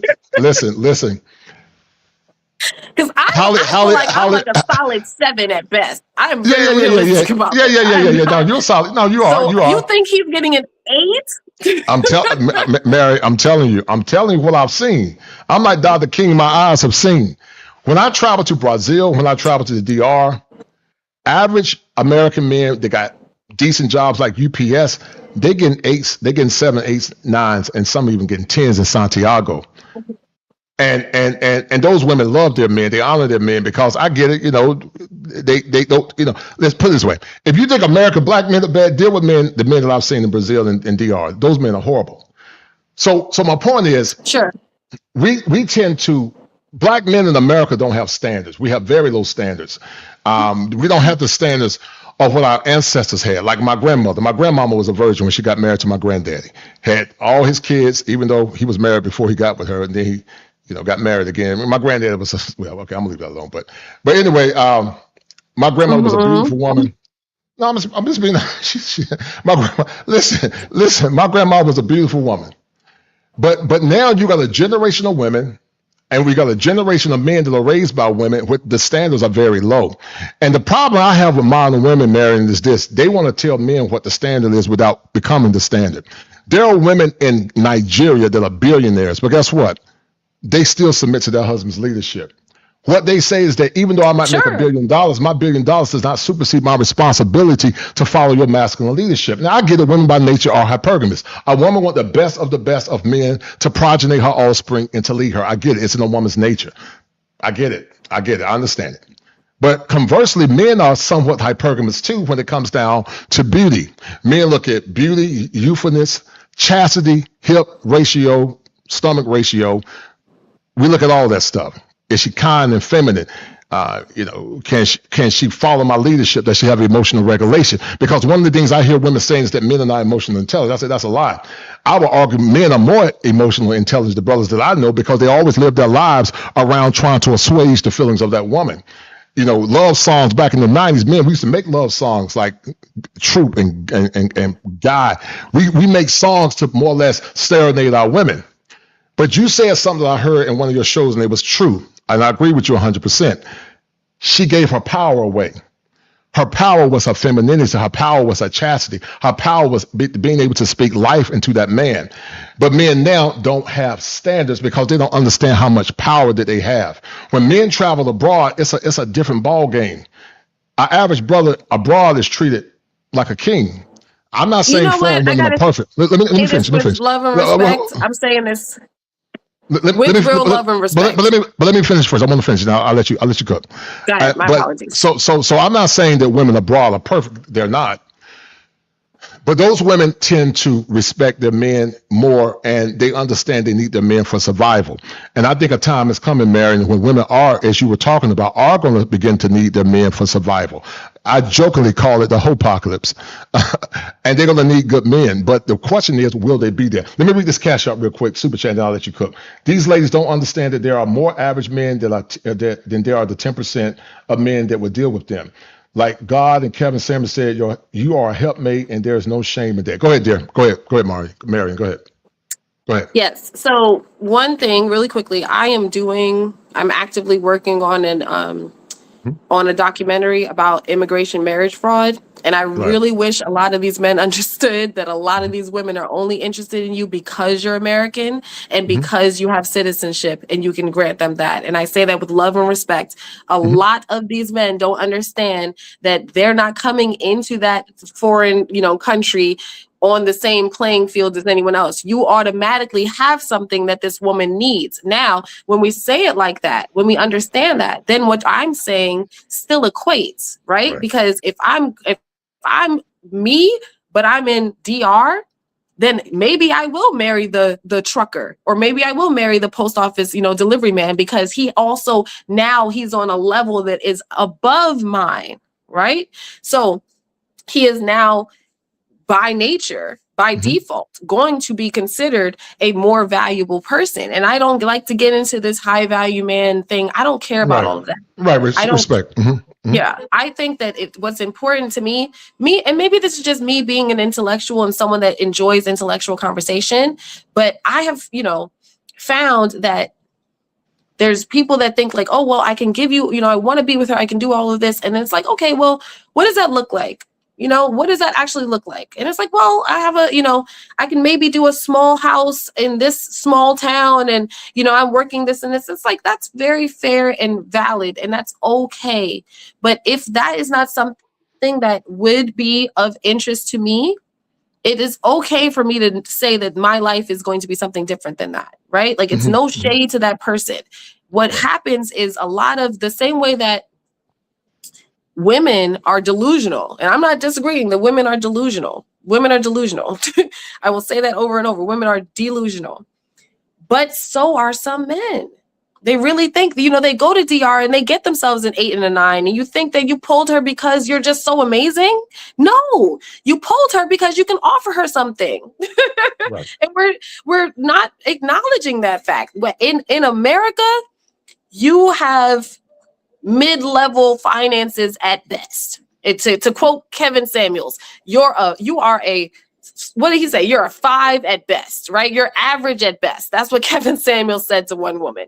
You're average at best. In America, you're average at best. You hop over to Cuba and you have citizenship in the greatest country in the world to offer, all of a sudden you're a high value man. So let's not conflate those two things. The question is, could you pull her if you were a Cuban? If you were coming from the same means as her, right? If you were offering her the same life that she already has, you probably couldn't. That's why they're not going for those men. It's not necessarily because they're all such terrible guys, even though, yes, some of them could be awful. But the reality is, this is that next step up. And this is why I was saying earlier that we're seeing a lot more Black women dating white men. And I have to be honest about that, situation, because it's like, for a Black woman, especially a Black woman that is, college educated, whatever the case, that has, I don't want to call them accolades, but, the tiers, if you will. Black men can say, oh, I don't care about those things. And then you turn around and this white man's like, yo, you're amazing. I don't know why everyone's passing you up. I don't know why the men on my level aren't interested in you, but I want you. I will scoop you up. Right. And it's the other way for Black men. Black men are like, well, look, I'm a valuable Black man. I want a woman that's going to be, a good helpmate to me, that is going to submit, that's not going to argue with me all the time. And I can't find that within Black women. So I'm going to white women because they see the value in me and they're happy to give me what I'm looking for. But at the end of the day, what's happening is there's just this disconnect that's there. We're not finding each other on our same levels. Is what I think. Yeah. And listen, I do respect that. But let me add some nuance to what you said. And I'm loving the conversation. I love this. I love this conversation. You're fiery and passionate. And I love it. I love the fact you speak truth. You speak how you feel. And I'm going to do the same thing. But you're right. But let me say this. I've always said in the past, and I'll say it now, men understand that when they travel abroad, that women have game. I always tell men that if you're a sucker in America, you'll be a sucker abroad. I say that all the time. I've always said it for the last 5 years. We understand that there's a percentage of women that only want to use you for green card, but I also think it's a cop-out that women use as an ego defense mechanism to give a false narrative that every man that traveled abroad and all those women want green cards. I don't think that's true. Are there some that will use men for green cards? Yes. Just like there are women that travel abroad, there are immigrant men that use them for green cards. It goes both ways. I've seen it both ways. Let me share. Marion, I know a woman that I went to high school with, and she was a PhD. She was a doctor, but I had a friend of mine that liked her. She got all these degrees. She married an average Brad, an average white boy. But when it came down to the brothers, she didn't give them the time of day. So it's almost like, are there white men that want to rock with Black women? Sure. I don't have a problem with it. If a Black woman finds love with a white man, go for it. I don't have a problem with it because I'm not beholden to race loyalty. I tell black men to go where you're celebrated, not tolerated. The problem is when black men say, I want to do what's best for me, then all of a sudden it's a problem. And I don't care about if a black woman find a white man or another man from another ethnicity is going to love her and support her, fine, do it. But look at Sherry Shepherd. When she got with that white dude, he was basically a bum in my opinion. He was an average guy. But those same average black men got to catch hell and jump through hoops to get with women that have status. And that's very hypocritical to me because in my mind, they're looking down on those men. So you're correct. There are some women that use men for green completely agree with you. And I will only counter with look at Serena Williams because it goes both ways. We have this Serena Williams. Serena tried her hardest with black men. You understand? She begged black men to love her. She was trying anybody. And then she gave up and she found her nice little billionaire and she said, that's it. I'm going to give him this little, this little halvesy baby. And I'm going to take my Ozempic to fit in. And she's just off the rails right now. But she went. She's off the rails. You're right. She did not. Eve, look at the rapper Eve. Like, I got to say, I don't disagree with you. It actually offends me when I see. And let's be clear.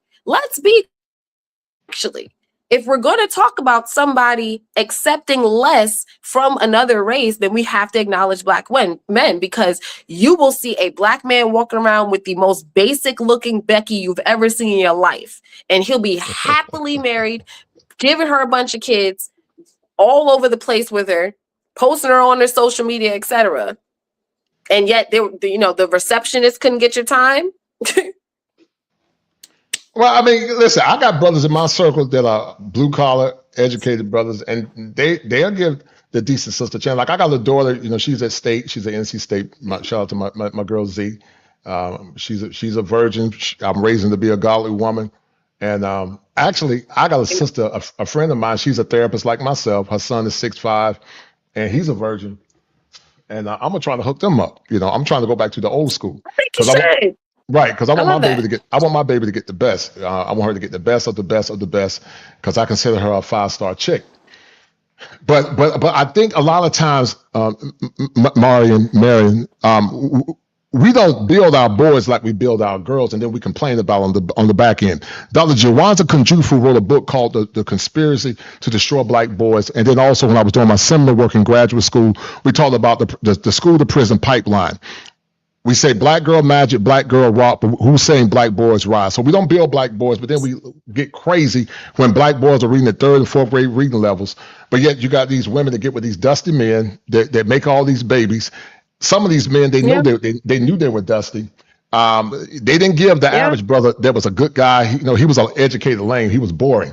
But then once they have all these kids, then all of a sudden, I remember I went back to my class reunion, Marion, and some chick told me, a big back said, I liked it at you. I said, no, Heifer.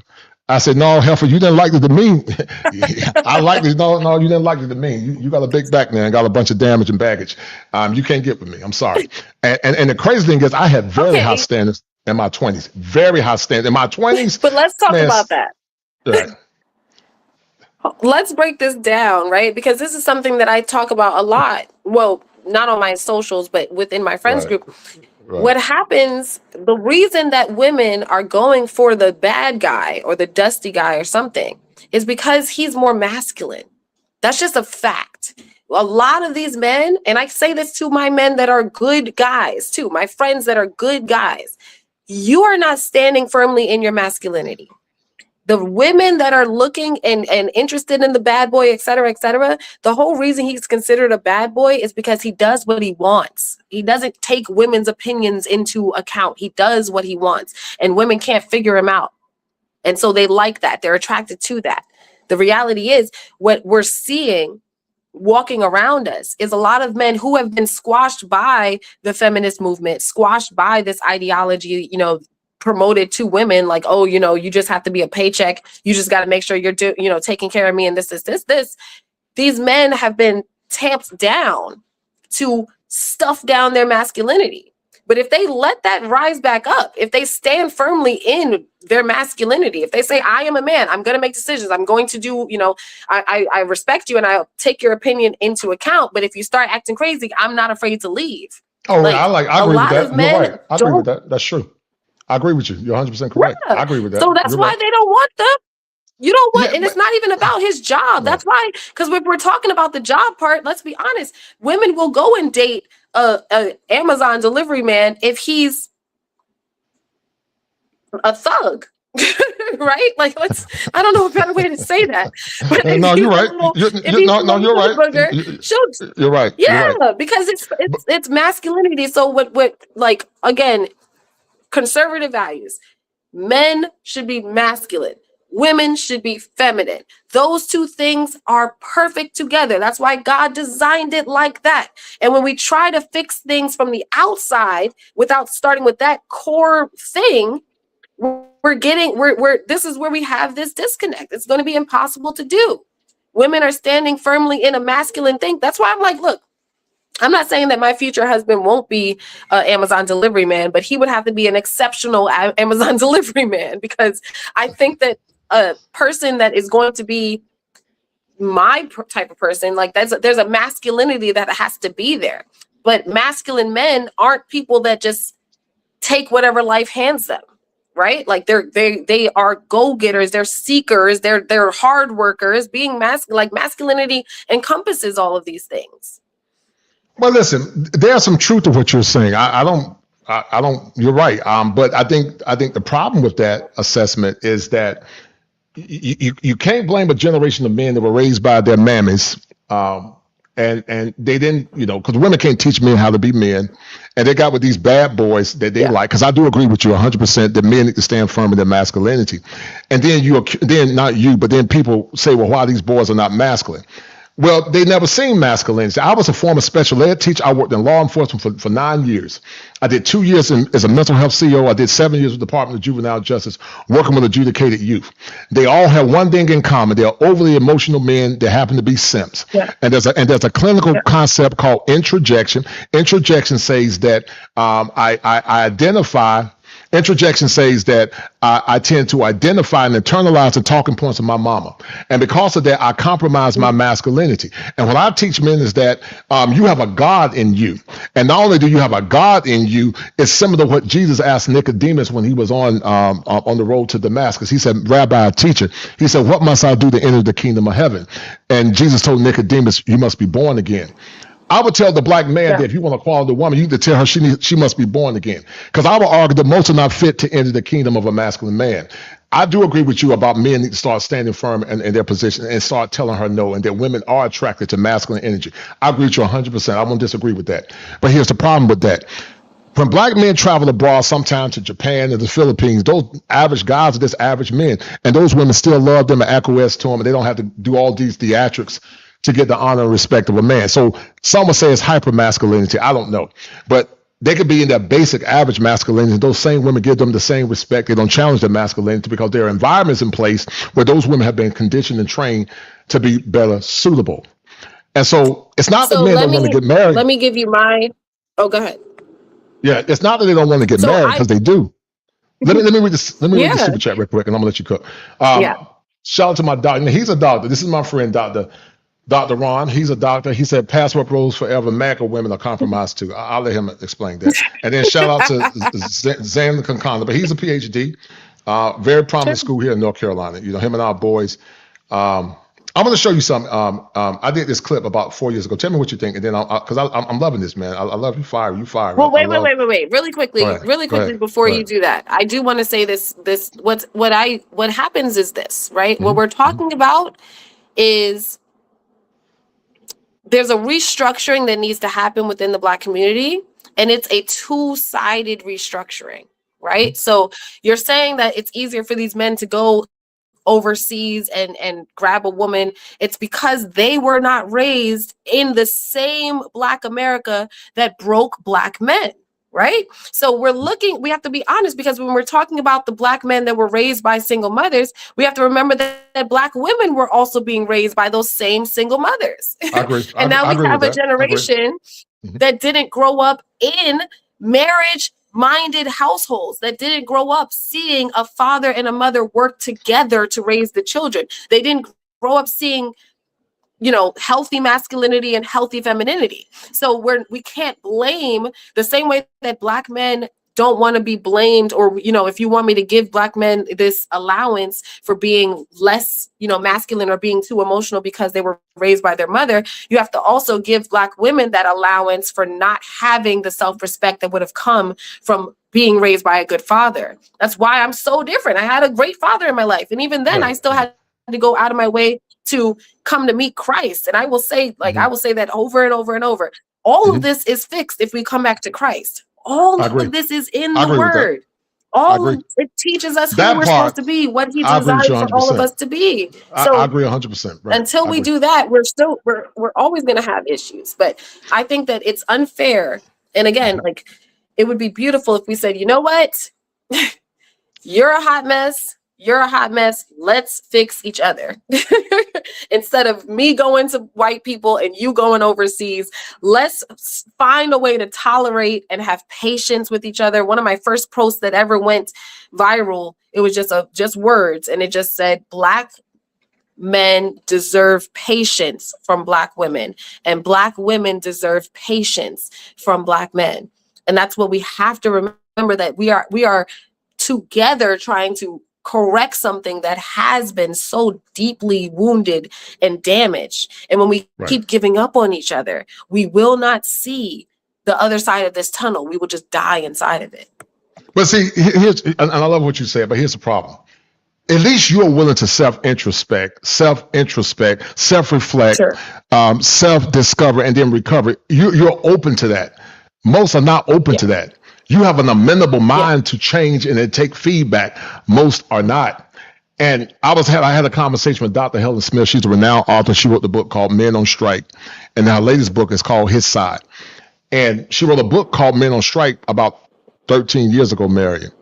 And she was saying that it's not that men are on strike. She said men, they don't care anymore. They just checked out. They don't care. And it's not because they don't want to care, but the world forgot to ask men what they want. We you know, for the last 60 years, you know, I'm Gen X strong. We saw Sally Jesse Raphael. We saw all the pundits, you know, denigrating the average. You know, they took the dusted men, or the jocks, or the pretty boys, the guys that were getting women pregnant, lying to them and telling them they were going to love them. The women that they wanted, you know, the men that women were most attracted to. And then the average guys that were just good dudes, they were decent, they were looked down upon, or they were lames and boring. And then 10, 15, 20 years later, where she got a bunch of bodies and, you know, she got a bunch of kids, and all of a sudden, you know, Black men are not doing what they're supposed to do. I take great umbrage with that, because I've seen that and I saw it myself. And so it's not the Black men. I know they love Black women. The brothers that travel abroad, they're not dealing with they're dealing with Black women from the diaspora. So people think that they got this false notion that Black men don't want Black women. No, Black men want Black women, but they want Black women on their terms. The problem is so many Black women for years have told Black men what the standard is without becoming the standard. And a masculine woman don't tell men what the standard is.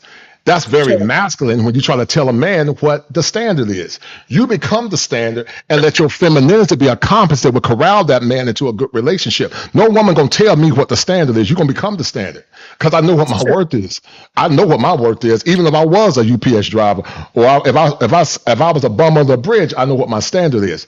Okay, but really quickly, I need you in this moment to understand that this is a masculine mindset. This is what so many of these men are missing. Right, respect. This is my entire point. A man, a UPS man, or, you know, an Amazon delivery, or what, and I'm only saying that because it's a very easy job to get. There's no shade towards that. There's nothing wrong with that. You know, I used to joke, like, I don't leave my house, so my husband's probably going to work for UPS. That's the only way I'm gonna meet him, because I literally am home all the time. So there's no shade towards the delivery men, but saying, like, if self-confidence is part of a man living in masculinity, and self-confidence is a part of a woman living in femininity, right? Having the self-confidence to know that I don't have to be hard, I don't have to be rough, I don't have to be loud to get my point across, I don't have to be disrespectful to someone to get them to respect me, right? That's a self-confidence that women need to embody as well.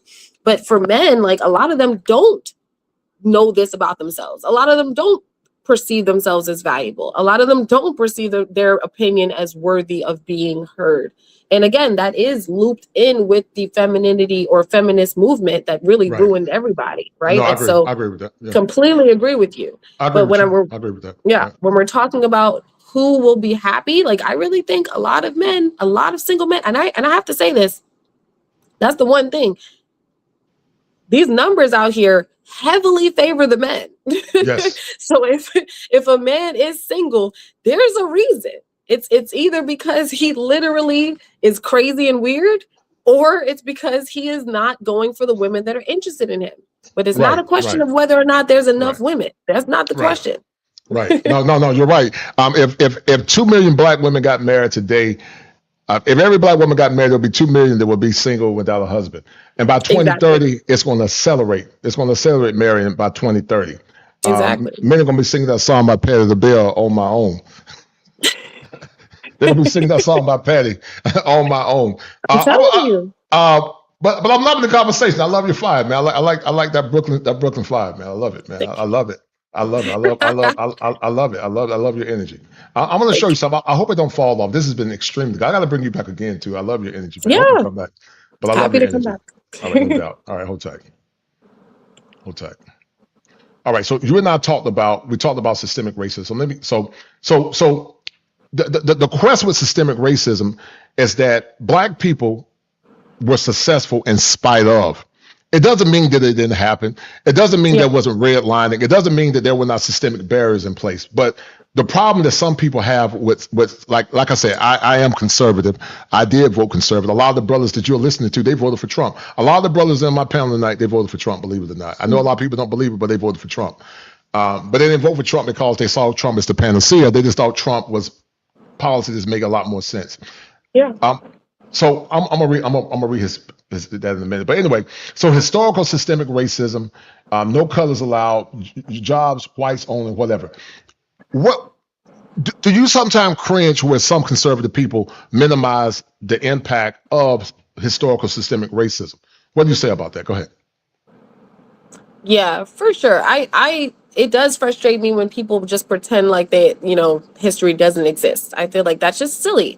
And it doesn't help us to ignore that or to try to dispel that, right? But I will say that I'm right down the line. I'm right in the middle of this debate, because as much as we definitely had systemic racism, we also had a lot more wins than people tend to celebrate, right?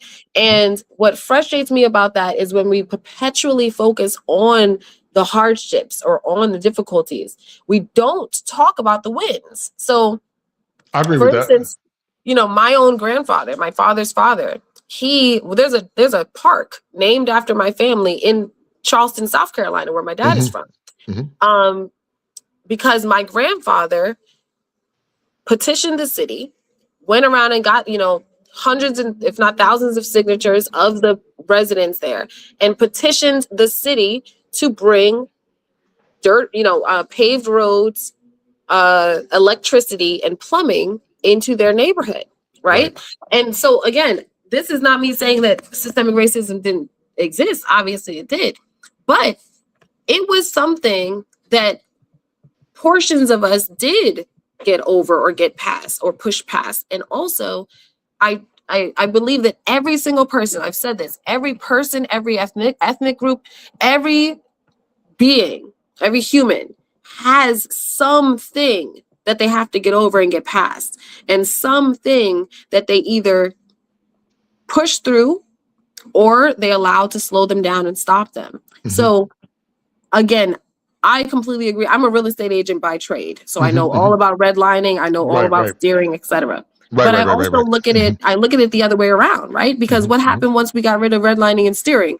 We got gentrification, right? Because the moment that we said, oh, well, it's not fair to separate people based on race, it's like, okay, cool. Let's remove that law.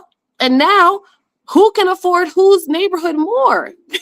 Is it more that Black people can afford to live in the white neighborhood? No, it's more so that white people can afford to live in the Black neighborhood, or can look and see those Black houses as cheaper and potentially worth developing, right? So we got these things that were changed, but we also didn't realize how much was actually because of us being othered. We had each other and we focused on each other. So when I look at things like, oh, well, you couldn't get a loan, completely agree. And that's messed up. You couldn't get a loan. Could you find a way to raise that money within the community, right? Because Jewish people couldn't get loans too.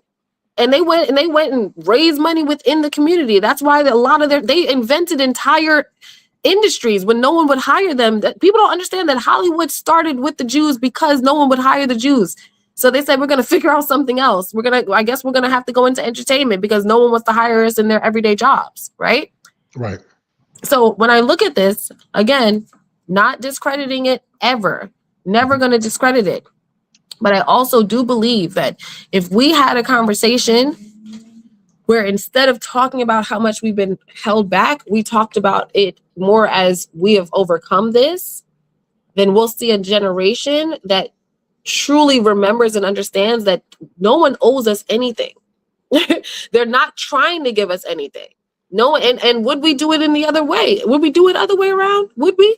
If Black people were the majority in this country, and then we saw another ethnic group trying to take land, trying to take opportunities from our kids, would we go ahead and just be like, oh yeah, it's fine? Probably not. Let's be honest. Listen, I believe in reparations. I think it's owed to the Black people of African descent. My bloodline goes back to the eastern part of North Carolina, where I can trace my roots back to the Hope Plantation in eastern North Carolina. Too. Right. Yeah. And so most Black people can trace their roots. So, but what about my white portion of me, right? Like, what about because my dad is definitely South Carolina Geechee descendant of slaves, right? But my mom was a mutt, and we have no idea what was in her. She's very fair skinned, etc. Right. So how do we, at what about someone like Tia and Tamara Mowry, or Tracy Ellis Ross? How much do they get? You know what I mean? What about the Black people that own slaves? Are they paying? Do we look into those families and say, actually, your family owns slaves, so now you have to pay? Who pays the reparations? Is it just Black people paying, taxes that are going to turn around and be given back to Black people?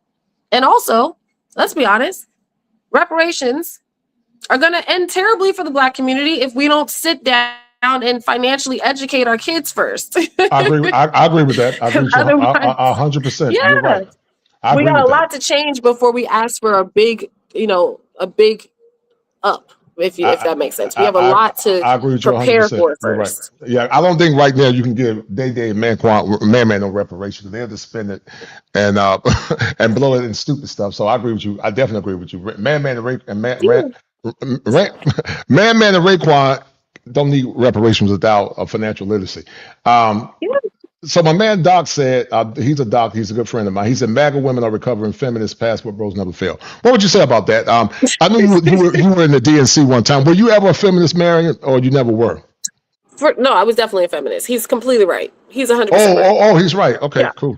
Yeah, cool. And it's not our fault, right? And when I say MAGA, like women, this is the realities of what life looks like when you finally wake up out of something. Right? Like we all are part of, or we're beholden to, or the result of whatever we're raised in and whatever ideology finds us along the way. Right. So I'm a college educated Black woman, of course. And I went to college during the Obama, like I voted for Obama. He was my first vote ever. Happily. I was so excited that I was 18 so I could vote for Obama. Right. And I learned all types of crazy feminist, rhetoric in college, because that's where they find people. That's where they feed this into us. And that is definitely a huge reason why so many, especially Black women, have these extremely feminist, ideals and are, in this mindset that men are the problem and men are these oppressors and blah, blah, blah, blah, blah, blah. So he's 100% right. Me, when I say MAGA, make America great again, I always say you can put a silent B in there, right? Make Black America great again. I firmly believe that there was a portion of time in this country where we had better values and therefore we had better results. Yes. And I know from personal experience, I would love to have skipped that portion of my life when I was a feminist and when I thought it was cute to be outside and when I thought it was okay to be, arguing with men and all of this craziness. I wish I could go back and redo that and root myself in feminist or root myself in conservative values from then. So he's right. So I love your honesty. I want to share something with you. I'm enjoying this conversation. I want to show you a clip. I was part of a documentary years ago. You can probably go look at it and laugh at it. But hold tight. Let me show you something real quick. Tell me what you think about this, Mary. Hold tight. When you date a woman and she may be a potential wife, it's a competition thing all the way. I can't take it no more. They feel propped up because they feel more beholden to the government.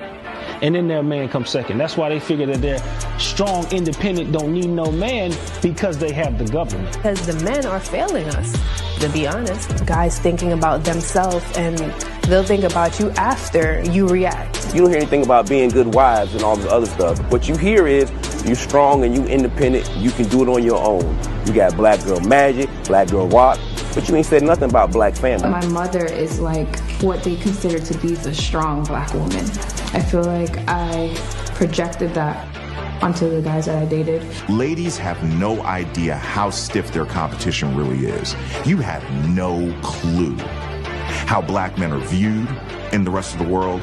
We are the #1 most sexually desired man on the face of this planet. They would call Jesus Dusty if he was here living in America because of the gross narcissism that a lot of our women have.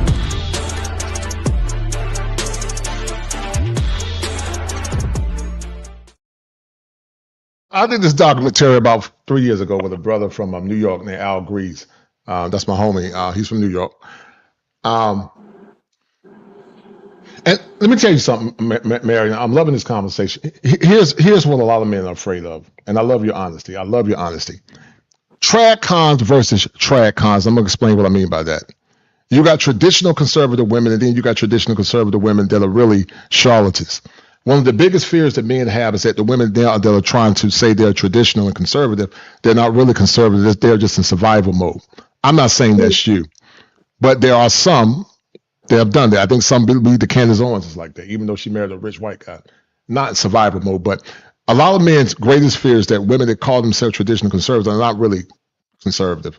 They're just wearing a veneer because they're in survival mode, not you. How would you respond to that?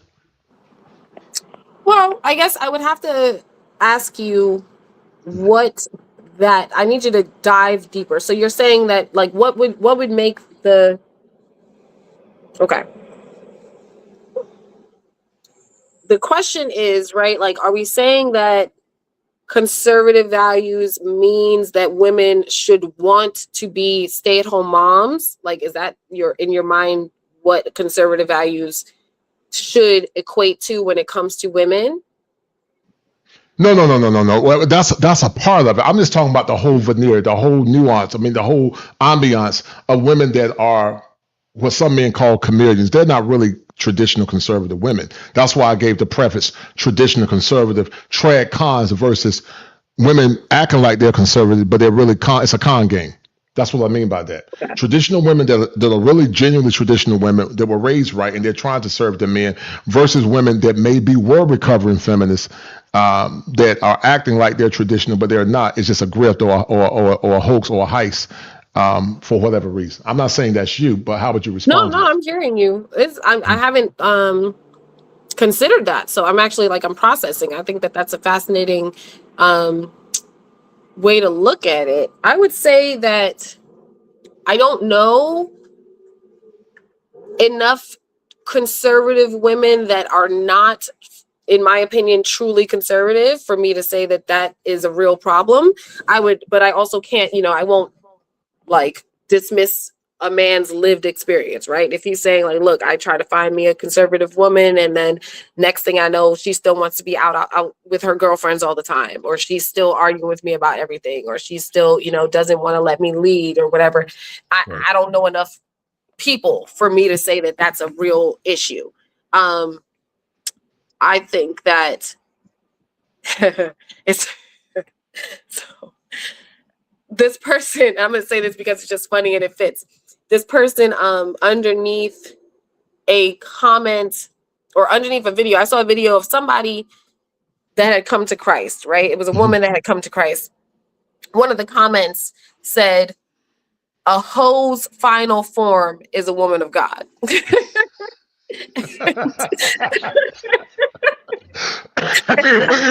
Well, listen. They call it listen. I'm glad you said that, Mary. That's fair. That's funny. Yo. They call it the hold to Jesus pipeline. That's what they call it. It's a thing, but at first I was a little bit offended because I was like, well, that's a rude thing to say. But then I said, wait a minute, that's scripture. Because look at Rahab, right? That is scripture. Let's look at the prostitute that well, she wasn't necessarily a prostitute, but the woman by the well, right? Who had the 5 husbands, etc. Like, we got to look at the realities of the fact that Jesus sat with prostitutes. So saying that to say, what I know to be true is that people can have and should have genuine heart posture changes, right?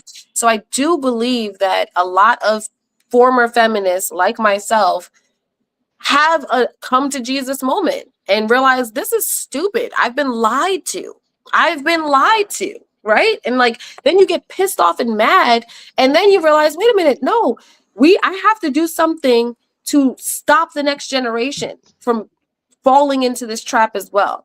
And what I can do is be honest and open and vocal about how this is a lie, and this avenue is just way better, way more advantageous for all of us. But in regards to women faking it, I'm sure that has to happen. I'm sure. Well, it's a concept that I created called scapegoating Jesus. They use Jesus as a scapegoat to hide away their sins. I'm not saying that God will not, forgive people for sin, because God does. Christ loves, he forgives of sin. I do believe that. But you're going to laugh at this. But what happens a lot of times, Marion, is that they use Jesus as a scapegoat to get a good man with some good benefits after they were, like you were saying, they were lied to by the feminist movement. They gave all their virtue away. Some of these chicks got hot bodies. And then they'll come back and try to hit a shot at the buzzer talking about, oh, happy day when Jesus washed my sins away. And I'm not saying that they're not some genuine people, but the problem is they use Jesus as a scapegoat. And I was once a superintendent in my church, and they try to make good men and make bad choices feel bad and marry these women. Just like I don't believe a woman should wife up a man that got a big stomach, he's geriatric, he messed his life up, and now he wants a young, pretty woman to marry him. I don't believe that man deserves that woman. You messed your life up. You don't deserve a woman like that. You don't have no ambition. You're a bum. And you just want a woman to come take care of you after you hoard through a bunch of women in your 20s. I don't believe. Come on, talk about it. Right. I don't believe that kind of man deserves a good woman either. But a lot of times, and you're gonna laugh at this because I am a comedian, those women go and say, oh, the Lord, and we know Jesus forgives, but is she genuinely saved? Because I jokingly say this. I say your soul might be saved, but your box is still a sinner. That box is still standing in need of prayer. That box needs to go to the altar because that box is still a sinner. Jesus Christ. That box is still a sinner, Marion. It's still a sinner. And then he said it's not the alabaster box.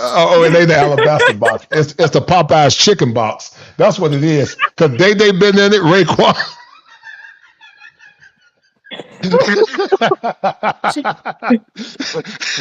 Hold up, Mary. This is what's been in that box, Mary. Hold on for a minute. You're gonna laugh at this. God. This is what's been in that box. Hold tight. Kill some of my mama. Bro, like, that's on my monkey. That's on my monkey. That's on my. Oh yeah, they man said on my mama, some old sep talking about on my mama. That's what's been in that box. And now they trying to say, oh, God forgave me, so you should take me as I am. But watch this. Let's say if a man came to you, Mary, and he said, listen, I love Christ. I was in sin. The Lord forgave me. And I used to mess with men's with a Z, not with an S, but men's with a Z on the end. And he said, the Lord forgave me, Mary. Well, hold on. Because, the Lord does forgive. God don't, but guess what? Marion being the woman that she is, if a man came to Marion and said, I don't like men's no more with a Z, you're not going to take that man serious. You're going to look at that man and tell him, you need to go talk to Jesus. Not gay no more. I am delivered.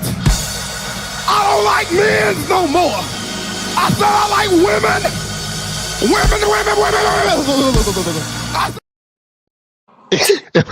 If a man like that came to you and said he don't like men's no more with a Z on the end, and he said the Lord saved him, and that was in his past. Could you give that man grace? If he was a hardworking man, he made good money.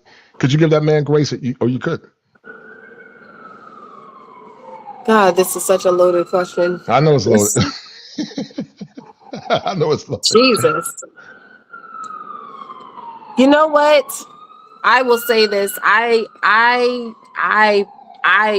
would not have that as my preference ever. But remember scripture. I don't know if it was who was it? I can't remember the exact prophet, but one, there was a prophet that God was it Jeremiah? No, I know you. I know that God I know what you're talking about.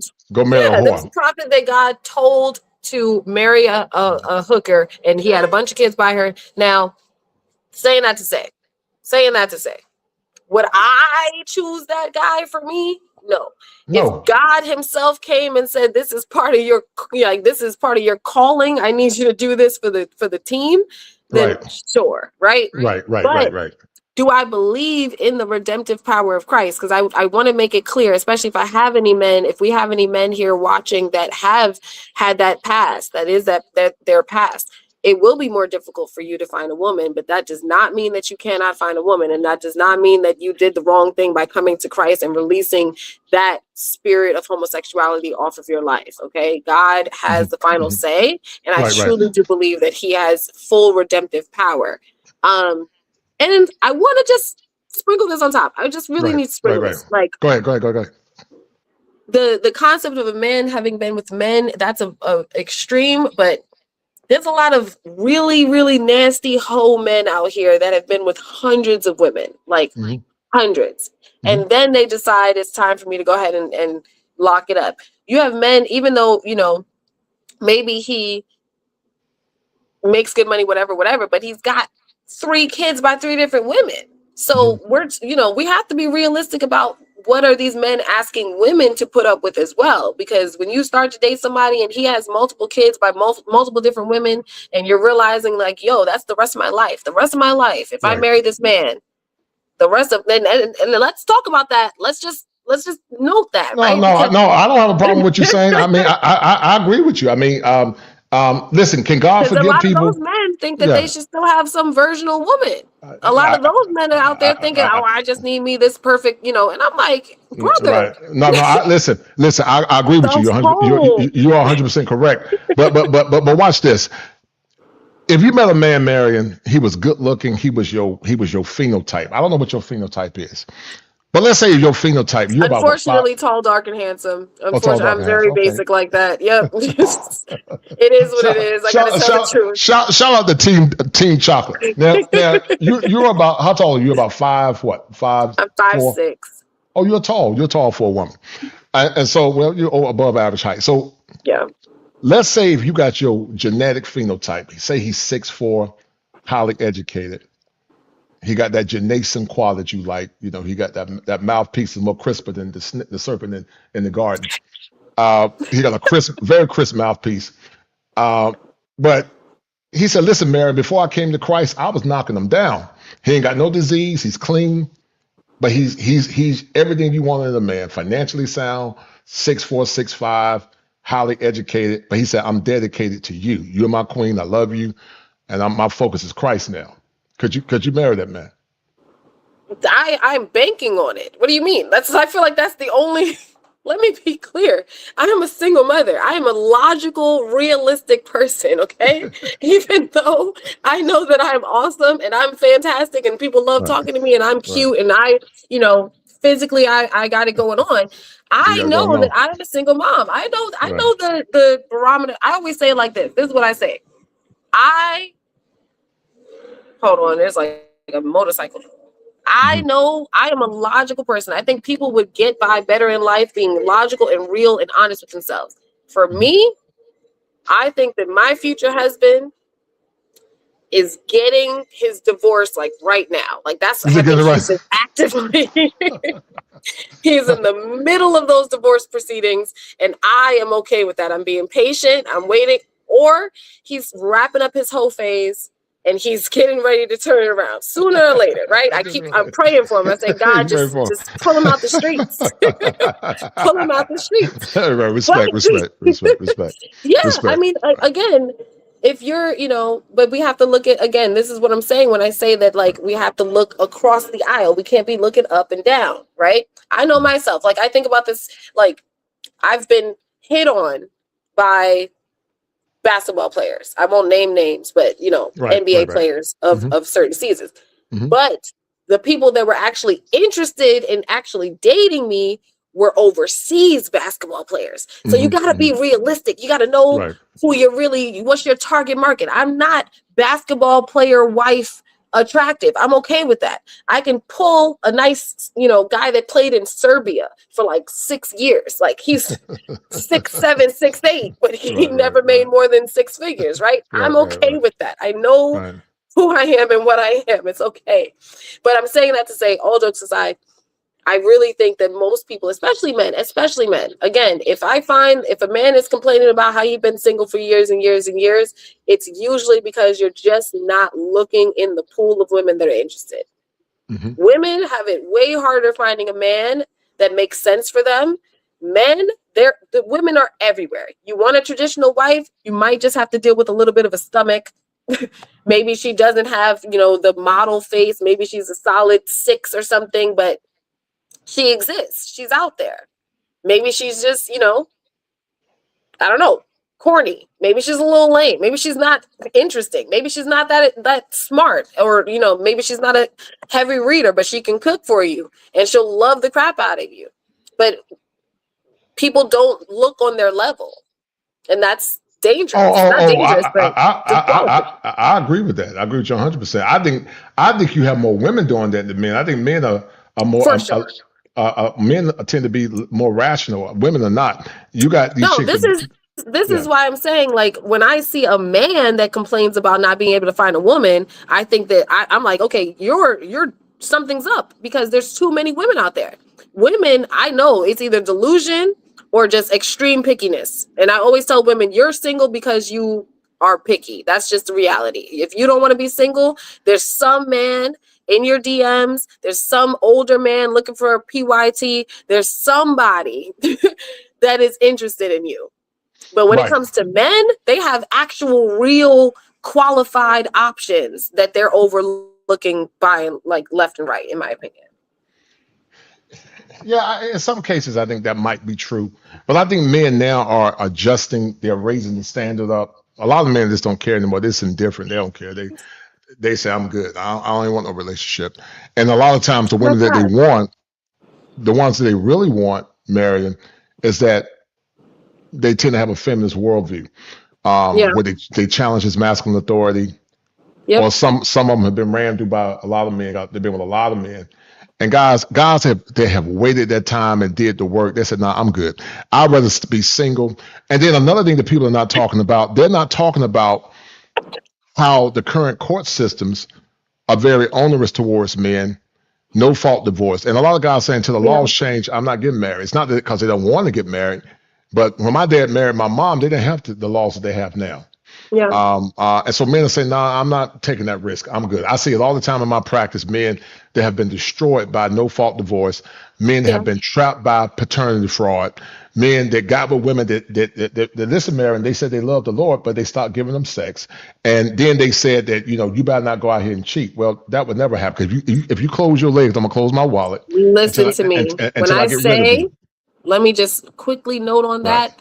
I firmly believe that if a man is not getting some from his wife, that is grounds for divorce. I totally agree with you. Yes, ma'am. I totally agree. Now I'm gonna be honest with you, Mary. You and I grew up in the holiness church. They would say, "Well, that ain't scripture." Well, listen, it sure is scripture. I think.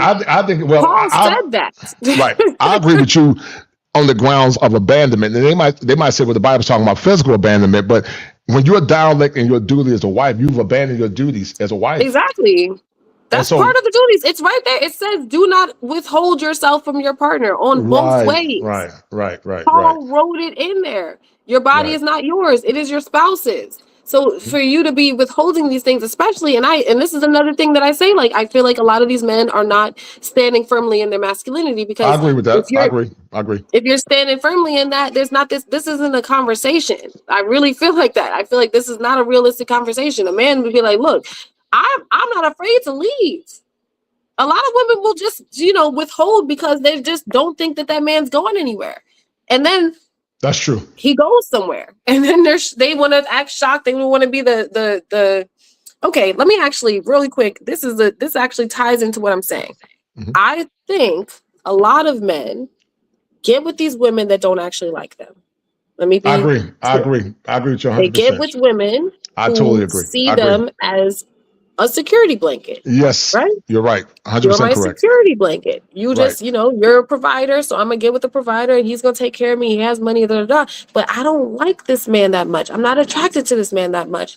I'm not that into him. So then once she has you, she starts easing back on what she was giving you, because she don't feel like she needs to anymore, and she didn't like you that much. Very true. And a lot of these guys, so a lot of these guys, if they were to be honest with themselves and say, you know what, let me go ahead and let go of the baddie. I'm not going to try and get the baddie with the 30-inch bust down and the BBL. I'm going to let her go. But I will go ahead and pay more attention to Tammy sitting over there in accounting, who always brings me hot coffee because she knows that I like my coffee hot. She's gonna make sure you're taken care of in the bedroom. You understand? But I think a lot of men would get with Tammy, but it's hard to find Tammys. I don't think there are a lot of Tammys. Tammy's everywhere, bro. You think so? I don't know. I don't know, Mary. I don't know. Maybe I'm not okay. Maybe your circle of women. Maybe you saying I don't know. I think that there were more Tammys, because you're right. There are men that go with the ones that got the BBLs and the bust down and the snake raptor claws and the BBLs that stink, and the rejuvenated vagina. That's true. That part is true. That's true. but I'm saying, like, a lot of people a lot of their complaints, a lot of their stuff is because they're just not waiting to actually get with someone that is good for them and that they can actually like back. I think women need to get with a man that they like. I think men need to get with a woman that likes them. If we did it like that, everybody would be happy, because men can find a way to be really into a woman. Like that's just what I've come to see. Right. He'd be like, look, she's making sure that I'm fed, and she's making sure, and we know this because we see how many men are like happily with very fat women. Let's be honest, or very, less than perfectly attractive women. It's like, there might be, you might be like, oh, I could have gotten with this one who was a little bit cuter, but she's a wonderful woman, a good wife. I really love her. And woman, if she's into you, you're going to be okay in the bedroom. Y'all are going to be fine. You're going to have great time. Well, I think they do that, Marion, because that's all they know. Now, you're going to laugh at this. There were some men that, and I'm not saying this is right. Let me preface that by saying it wasn't right. But there was some men that went abroad, and they had these average wives, and then once they went abroad, they divorced their wives and got with the foreign women, because those women were finer and flatter stomachs and all of that good stuff. Let me tell you something. The beauty density in foreign countries is out of this world. Now, I know the Bible says that charm is vain and beauty is fleeting, but who can find a virtuous woman? I don't think a man should just look at beauty alone, because beauty is fleeting. You want to find a woman with good qualities, but that's like saying, I was putting some money in the bank, Mary. I've been stacking my money for a while, and so I was joking with the lady at the counter. I said, so what would you rather have, a man that had multiple women on the side, but he took good care of you, or would you rather have a woman that's a man that's an average man and a good man, but he doesn't have a lot of money? What do you think she said?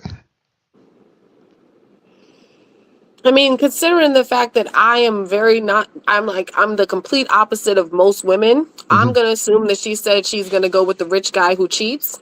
So, right. Yeah. And that's wrong. Listen, I will be damned. You took your prayer cloth off your head, Mary. She said, I can't. That's one. And listen, it's wrong. I mean, but my point is, I was shocked that she said it, because I was talking to the older lady. I'm like, well, So that basically proved my point that a lot of times the average Joe, women don't want the average man that's a hardworking, good man. They want the top tier man that got money and status and what other women want. And I think that's wrong. I think there are a lot of invisible men, in my opinion, that women bypass and overlook. And those men, just suffer in silence. They don't say anything. They hold their heads down. And what happens a lot of times when they get older, Marion, let's say she got with an athlete, Dexter St. Jacques, and Dexter blew her back out and gave her mind-blowing orgasms. Her toes were throwing up gang signs, or her toes like that witch on the Wizard of Oz. By the time she get with that man, she just seen Dexter. She just seen the average guy as a holdover. She's not sexually attracted to him, and neither is she attracted to him in general. He's just a placard for finances.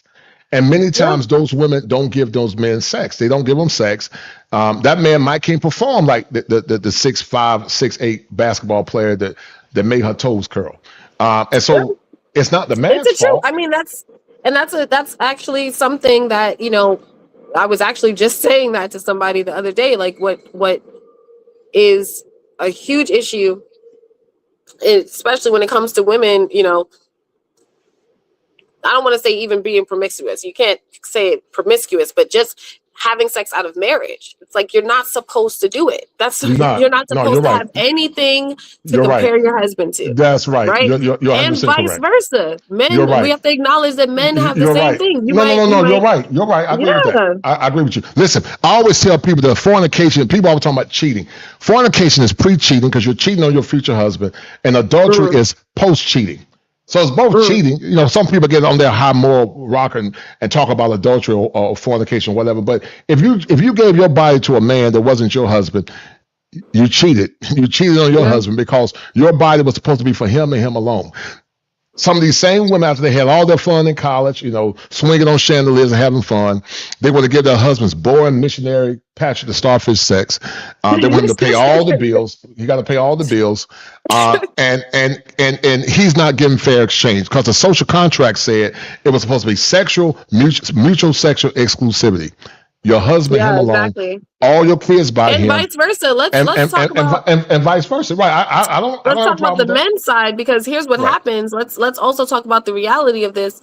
What happens also with that man, with those men that are out here sleeping with however many women and are performing well, etc. What is happening is that because it's so easy for them to get that, they are placating romance or love with simple, sexual gratification. And a lot of them end up with a lot of mental hangups. They're so not turned off to the idea of marriage, but they don't see a value in it because you can get 4 or 5 different women to come over and do all the things that a wife is supposed to do anyway. And I'm not just even talking about in the bedroom. I'm talking about these women will go and, be doing this man's laundry and cooking this man food and taking care of the house and cleaning and go and babysit his kids or something because, he's giving them something that they want. But for him, he doesn't have any need for marriage in his mind. And so if that same man who didn't know that he was going to be, great in bed until he ends up being, having that experience, if that same man had been told by somebody, no, like, don't go out there and sow your royal oats, come back, wait for one woman, make that one woman very happy, everyone would be happier. Everyone would be happier. In the world that God designed, everyone would be happier because no one would have any anything to compare other people with on both sides. And it wouldn't be these men that are saying like, oh my God, just be, sleeping with one woman for the rest of my life. I can't imagine. It wouldn't even be a thought. You would be completely comfortable and happy with the idea of having one wife, one woman forever. Right. And I got some clips that you had, and this is getting good. From rational ladies like your grandmother and your great-grandmother to hoflation. Hoflation is a term that I created. I didn't hear nobody talking about it. Until I said it. And I'm being honest, bigger content creators, I never heard the term. I had a friend of mine named Peaceful Life, and he was talking about relationship capitalism. And so hoflation basically said that average subpar women with a bunch of bodies think they deserve the top tier men or the best of men. And now they want to charge a man a hoe tax. That's another term that I created. They want to charge him a hoe tax where he got to pay more for less. And what a lot of men are saying, nah, I'm good. Now, if you look at this back in the 60s, Mary, you talk a lot about social dynamics. The percentage of women that had out of wedlock kids was extremely low. It was extremely low. And as you can tell, you begin to see a very sharp, precipitous decline of women having out of wedlock kids by multiple men. And now it's to the point where a large percentage of women now have multiple kids by multiple men. And when a lot of men say, nah, I'm good. I'm not putting no ring on your finger. I'm not marrying. I'm not paying full price for no used cat. I'm just not. That's what a lot of guys are saying. But let me show you something real quick. Hold tight. So I call it the Hopocalypse. And I use Cardi B and Meg Thee Stallion. Yeah. Because AI is about to take over. AI is taking over, Mary. It's coming, it's taking over. And right now, it's going to be a whole apocalypse because according to the Bible in the book of Isaiah, it said there will be 7 women to one man. Yeah, for one man. Mm-hmm. Am I talking right? Yep. Yep. 7 women to one man. That is scripture. And a lot of these chicks, now I don't know if it was in context of what's going to happen in the end times, but a lot of these chicks don't understand you don't have the power. Listen, back in the day, Mary, from Gen X, average women got with average men.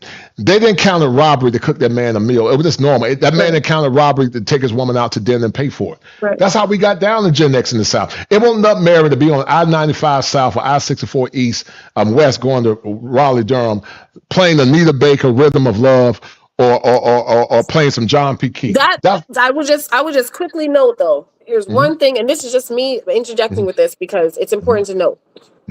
Women are still expected to cook, clean, take care of the kids, but men stopped building shit. And that is a big problem. We need y'all. Like I'm telling you, if men would build something, just go build something. Go learn how to use a power tool. Build something. I'm so serious. You gotta build something because they think that all they gotta do is go to work and come home and that's supposed to be enough.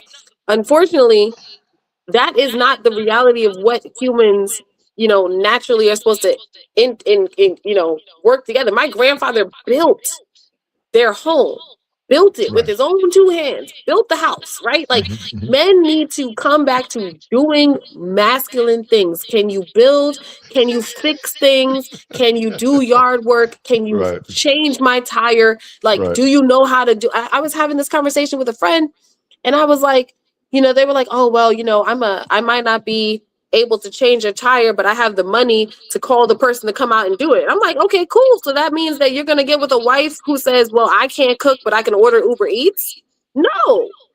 Well, listen. Let me say this. You're going to laugh at this. I would say that men have built the appliances these lazy women don't want to use. Men built those appliances for those women. I'm being funny. I know what you mean. You mean like literally manually make something. I know what you're talking.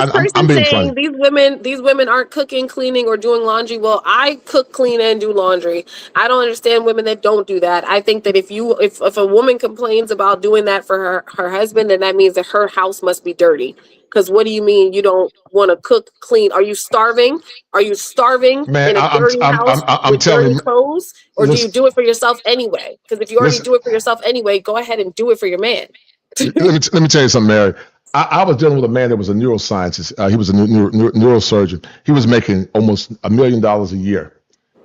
His wife had all the latest appliances, but she still didn't want to cook.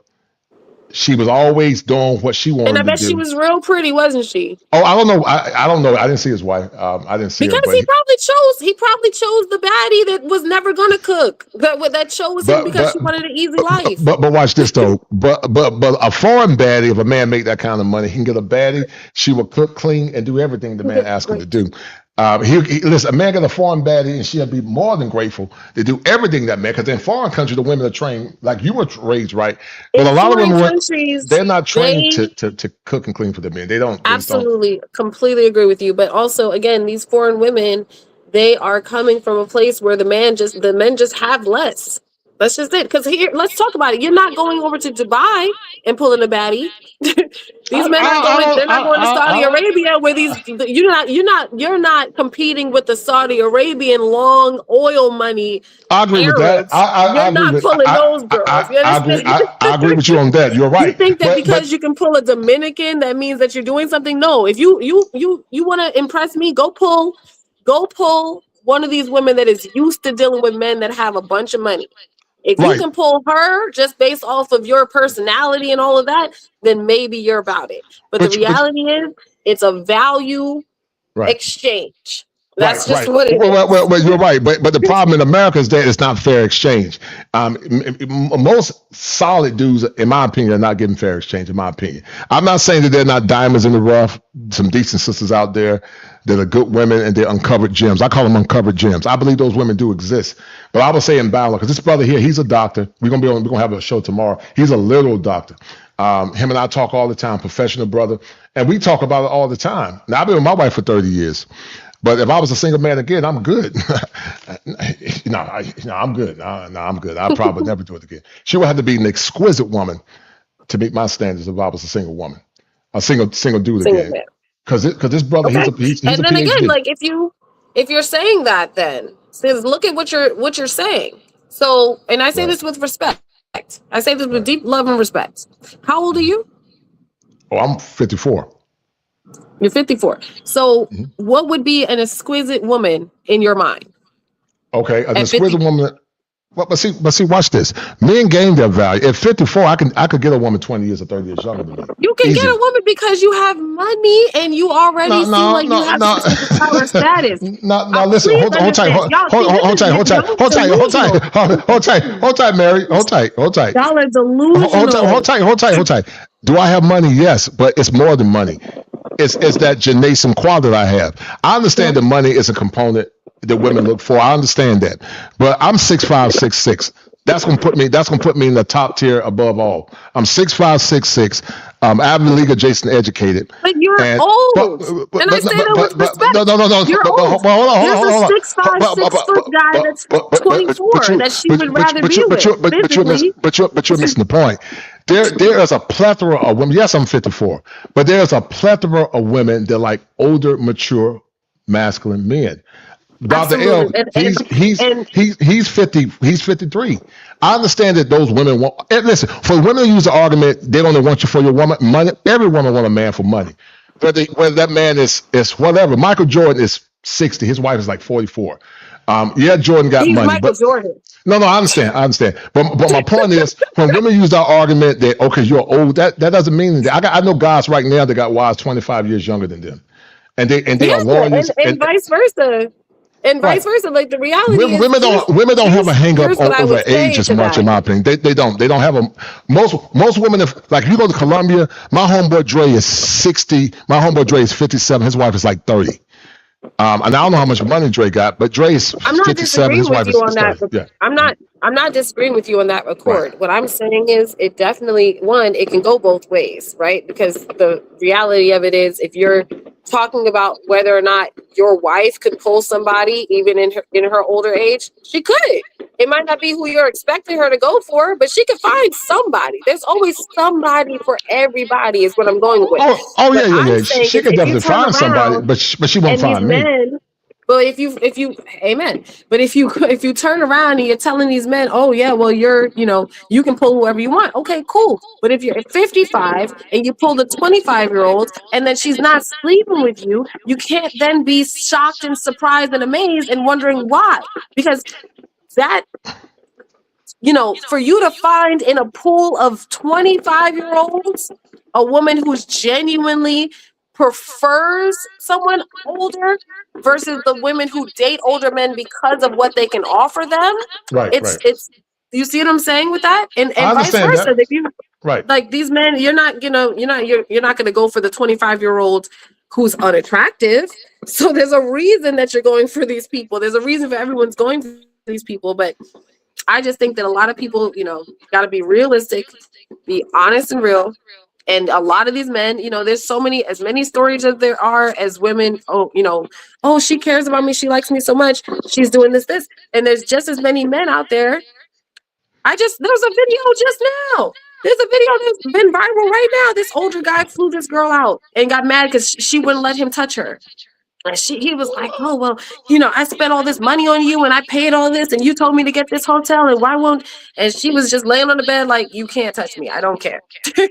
So the delusion cannot keep going both ways. It cannot keep going both ways. The delusion is Do those type exist? Yes, I'm not against it. You're right. I'm not against that. But the misnomer that a lot of women have, they assume because a man is older, he doesn't have a je ne sais quoi. And I totally disagree with that.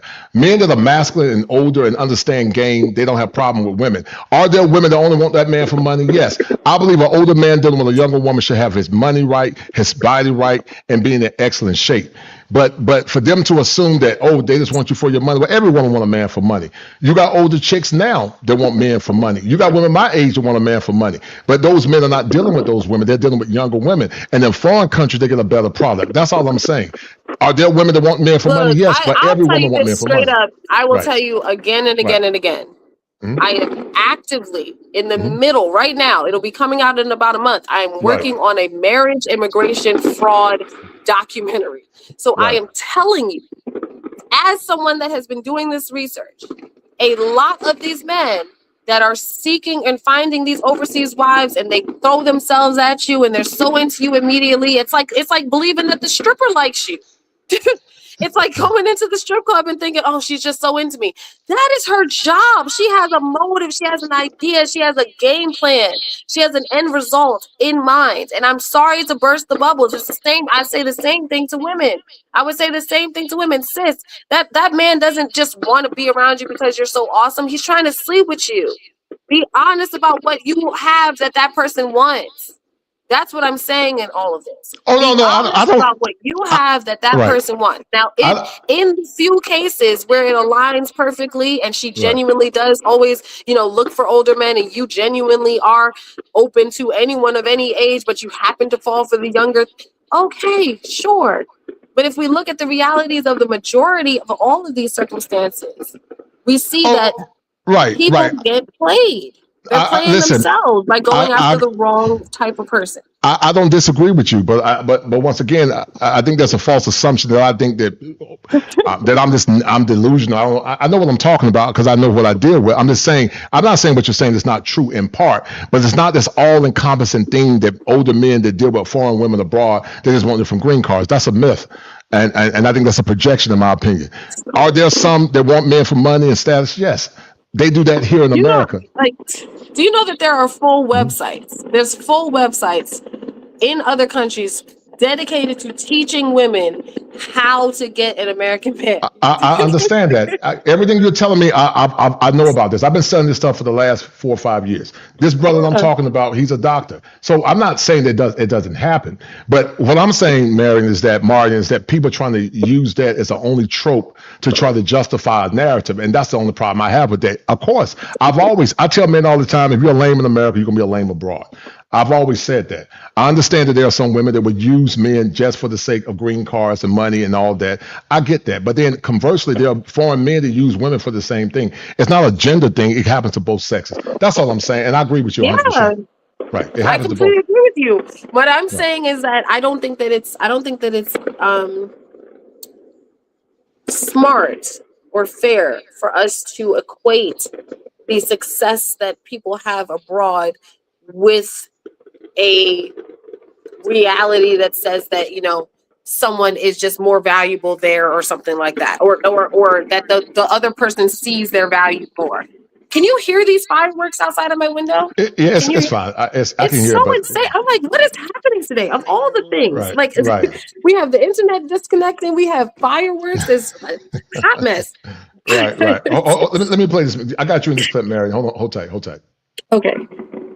Definitely failed. I think it has actually done the opposite of improving women's lives because the barometer for improving was shifted away from what truly fulfills us. Instead of being fulfilled by our families, by raising our children, by being a nurturer, God says we are a helpmeet. We are literally created as a helper to someone else. But now we were shifted into being a breadwinner, the go-getter, if you will, the provider. I don't know if you've noticed, the feminist wave started in the 50s, but really took like root in the 70s.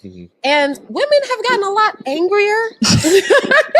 You got women just outside upset. Like, I feel like just really feeling angry. I love my work. I love what I do. At the end of the day, my number one accomplishment in life is being a mom. Feminism to me, like, it really has robbed a lot of women of this fulfillment. This joy is very special to being a mother or being a woman in itself.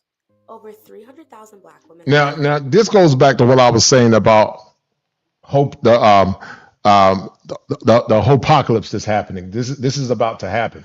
I call it the hopocalypse. 30,000 women lost their jobs here recently. What do you think about that and the impact of DEI? 300,000. 300,000, right? 300,000, right? Go ahead. What do you think about that? I mean, yeah, that's what's gonna happen. Because again, like it's the same as what replaced men in women's lives, in women's minds, right? What replaced the man? And it was our jobs and the government. So that's another reason that I'm so into, conservative values and into the Republican Party, because the Republican Party says both of those things shouldn't be more important than your family, than your spouse. And especially not the government. The Republican Party is like, nah, let's get that out of here. Like, we need to get that out of here. This government assistance thing, remove it. Go ahead and stay with, the right person. Be together. Make it work it out. So I think it's going to be very fascinating to see. I think that, a lot of the reason people don't talk about this, but a lot of the reason that we have such high achieving women, and I don't think that that's a problem, but I think it works better if it's a one-to-one, right? If women are going to be achieving high, then men need to also be achieving just as high, if not higher. I do think that we would have a happier society if that was the case within the Black community. So when we have what do you mean by achieving high? Are you talking about educational attainment? Because I don't think that women get to dictate to men what men don't care about. Listen, I'm not against men achieving and men being successful, but there are many good men. God don't look at success based on academic attainment. God look at success based on the heart and based on a man's desire to love his wife and to take care of his family, his children. It's the women that struggle with that, and they try to place these values based on their genetic predisposition onto men. But I say that women don't get to tell men what the standard is. They got to become the standard. Now, if that woman want to get with a man that's highly educated, fine, that's her business. I'm not knocking that. But I think I think the burden of proof is on her, because once again, if every woman got married today, 2 million women would still be without husbands. So they don't have the power to be dictating to average men or decent men what the standard is. That's what my point is. My question, one, when you're saying the number that you keep saying, are you specifically talking about Black people marrying other Black people? Yeah, Black people marrying whoever. I'm not against Black women marrying white women. If a Black woman want to get with a white woman, fine. In God's kingdom, God don't seek skin color. So if a Black woman marries a white man, I don't care. When you say, but when you say that 2 million women would be without husbands, are we talking about 2 million Black women would be without husbands? Yes, 2 million Black women would be without husbands, unless. At that point, then the Black women would go and seek other colored husbands, is what I'm saying. Like, I don't think that we can, forget that we are not the only ones that exist. So no, I agree with that. But let me ask you a question. What I will say is that, like I mentioned, and a lot of I'm a Black conservative, right? So I'm actually not into this world. I love Black men, so that's just my preference. But I know plenty of Black women, Black conservative women that do not date Black men or have not dated Black men.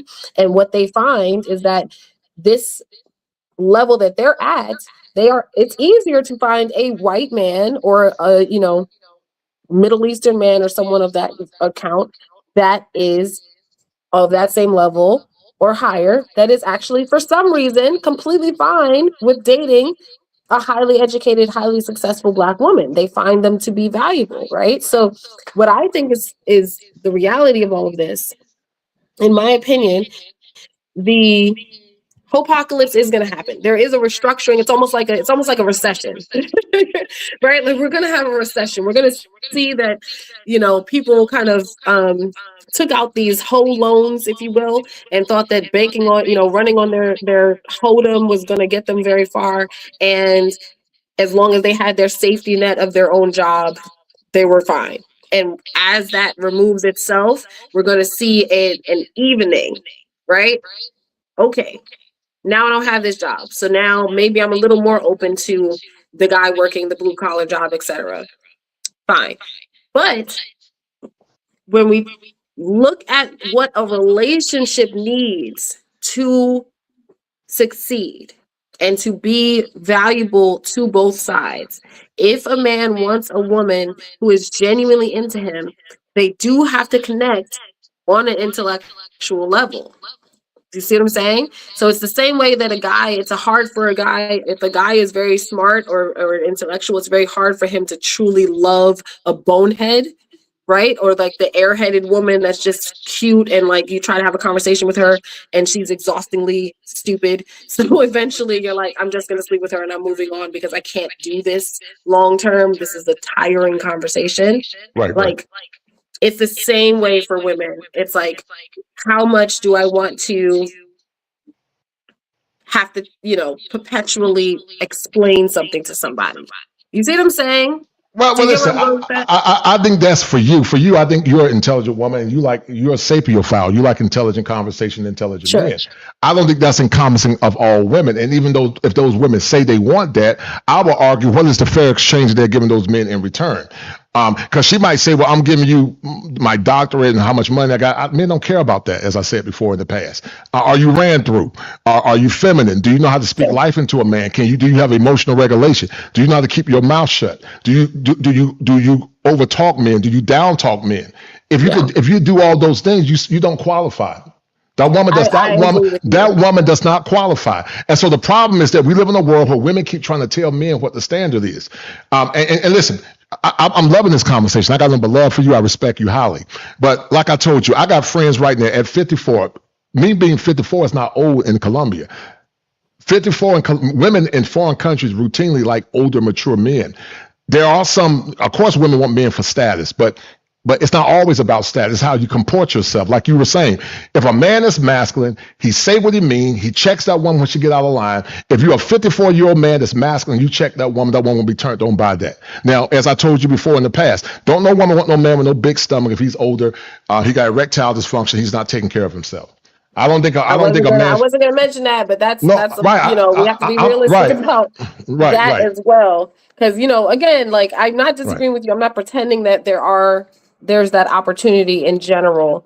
I think that's possible in general across the board. I think there's a lot of, as much as there's older men that can always find a younger woman, and a woman can always find an older man. So if you're dismissing the 40-year-olds because you feel like, oh, I can get a 25-year-old, then the 40-year-old is going to go get someone 60. But there's still somebody that will see interest and value in a person. I agree with that. I agree with that. I agree. So, I don't disagree with that. That's true. Yeah. That's true. If that man understands his value system, if that man holds masculine frame, if that man let that woman know that, listen, boo, you can go, I'm good. The problem with American men now, they don't know what their worth is. Their worth has been diminished. And when these men travel abroad, I'm telling you firsthand experience, when I have conversation with men, when they travel abroad, they're treated with a level of femininity that's so raw that I told Dr. Helen Smith, they have what's called a mental orgasm because they've never had it before. They don't even know what it looked like because they've been treated so badly. Black men want to be with black women, but and I'm not saying all, but a large portion of American black women are not fit, in my opinion, to be wives. I will argue that maybe a small percentage. Are there some? Yes. You might be one of the percentage, but most, a large percentage, they don't qualify to be wives. I completely agree with you. And I would say that I think, in my opinion, that would change if men, one, learned their value, like you said, and two, stopped simping for these women. Like, that's just the reality of it. If men stood 10 toes down and said, no, I'm not comfortable with you wearing that. You're not going to walk out of the house next to me looking like you're for sale. No, if you want to, you want to go on a girls trip and you don't want to invite me, but you want me to pay for it, I'm not doing it. If men would stop being pushovers, then women would fall in line. That's just the reality of it. Men need to step up. And this is what I'm saying, back to what I was saying, I'm going to hold both sides accountable, because the women are a hot mess. But it's because if we're going to be led, someone has to be leading. But if we're being led by a look at Russell Wilson and Sierra, right? Simp. He's a simp, man. Let's talk about this. This is the stuff that I'm talking about. When we see that this is, people are touting him as this God-fearing man and this man of God, and he's the best guy, and he's the answers to her prayers, but he lets her walk around next to him naked. I agree with you. I agree with you 100%. Listen, you see what I'm saying? So we have this issue is we have these simps that turn around and they get their first little baddie, and they're so happy to be with. They're just so tickle pink to be there that they're like, oh, go ahead and do, or they want to show her off because they don't. Again, they lack masculinity in themselves. A masculine man does not want to show off his wife to every man walking by. I agree. Like that Pastor Jamal Bryant and his wife. That's a mess. Right. I would have never married Sierra because I know she's been ran through. Now, this guy right here, he's a doctor. Doc said black women cooperate with white men. Black women cooperate with white men. Black men no cooperate. Now, I agree with him on that. Like I told you, the lady I know we went to high school with, Marion, she was a PhD. She would have never gave her brother the time of the day, but she got with a very basic white man. Like you talking about, she got with a basic white man and she gave him respect, and we see it all the time. They can be good-looking black women, but they'll get with an average to subpar white man and give him more respect than they give an average hardworking black brother. And a lot of guys say, "Nah, I'm good. I'm good. I'm not going to pledge my undying loyalty to women that don't pledge that to me." And Dr. L, he's another PhD.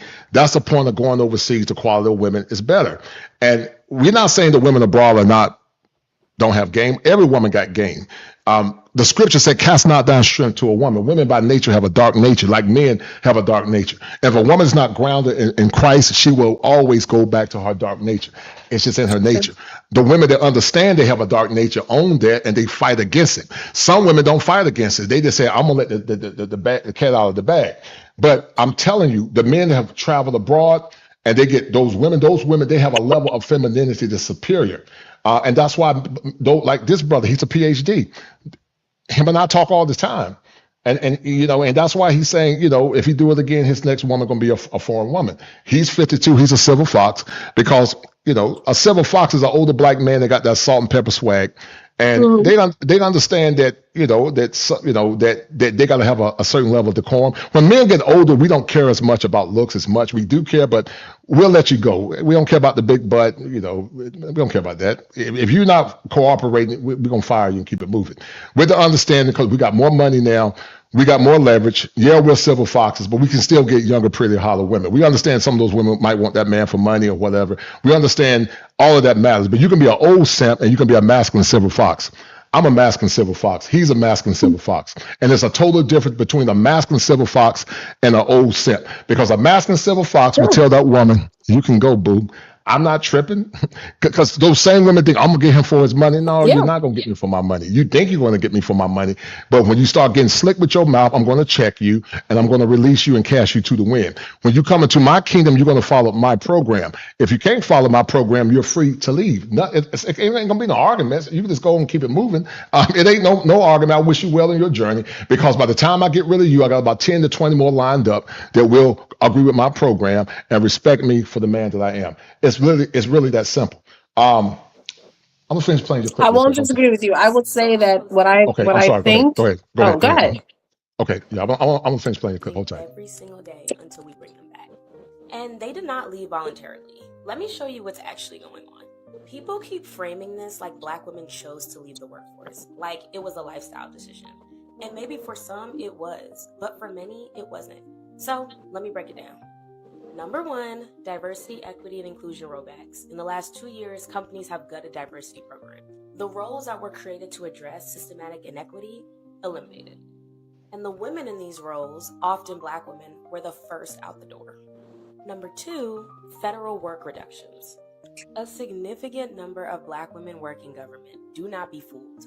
When federal agencies cut staff or freeze hiring, those cuts fall disproportionately on workers who are already in vulnerable positions without decades of institutional protections.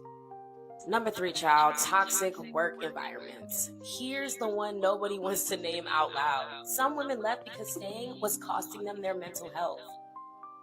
The code switching, the constant performance of competence to rooms that have already decided you don't belong. Some women made the rational choice to stop paying that tax. And number 4, hiring discrimination. When women try to re-enter the workforce, the barriers go up immediately. Resume gaps, age biases. Now, Mara, you are a professional woman. You are a realtor. You have your own business. What has been some of the struggles of running your business? Have you experienced some of these things? I know maybe it doesn't impact you because you got your own business and you work for yourself. But what's been some of the struggles of being a black woman as a realtor? Or maybe you haven't had any issues. What's been some of the challenges? Maybe you haven't had any issues. I don't know.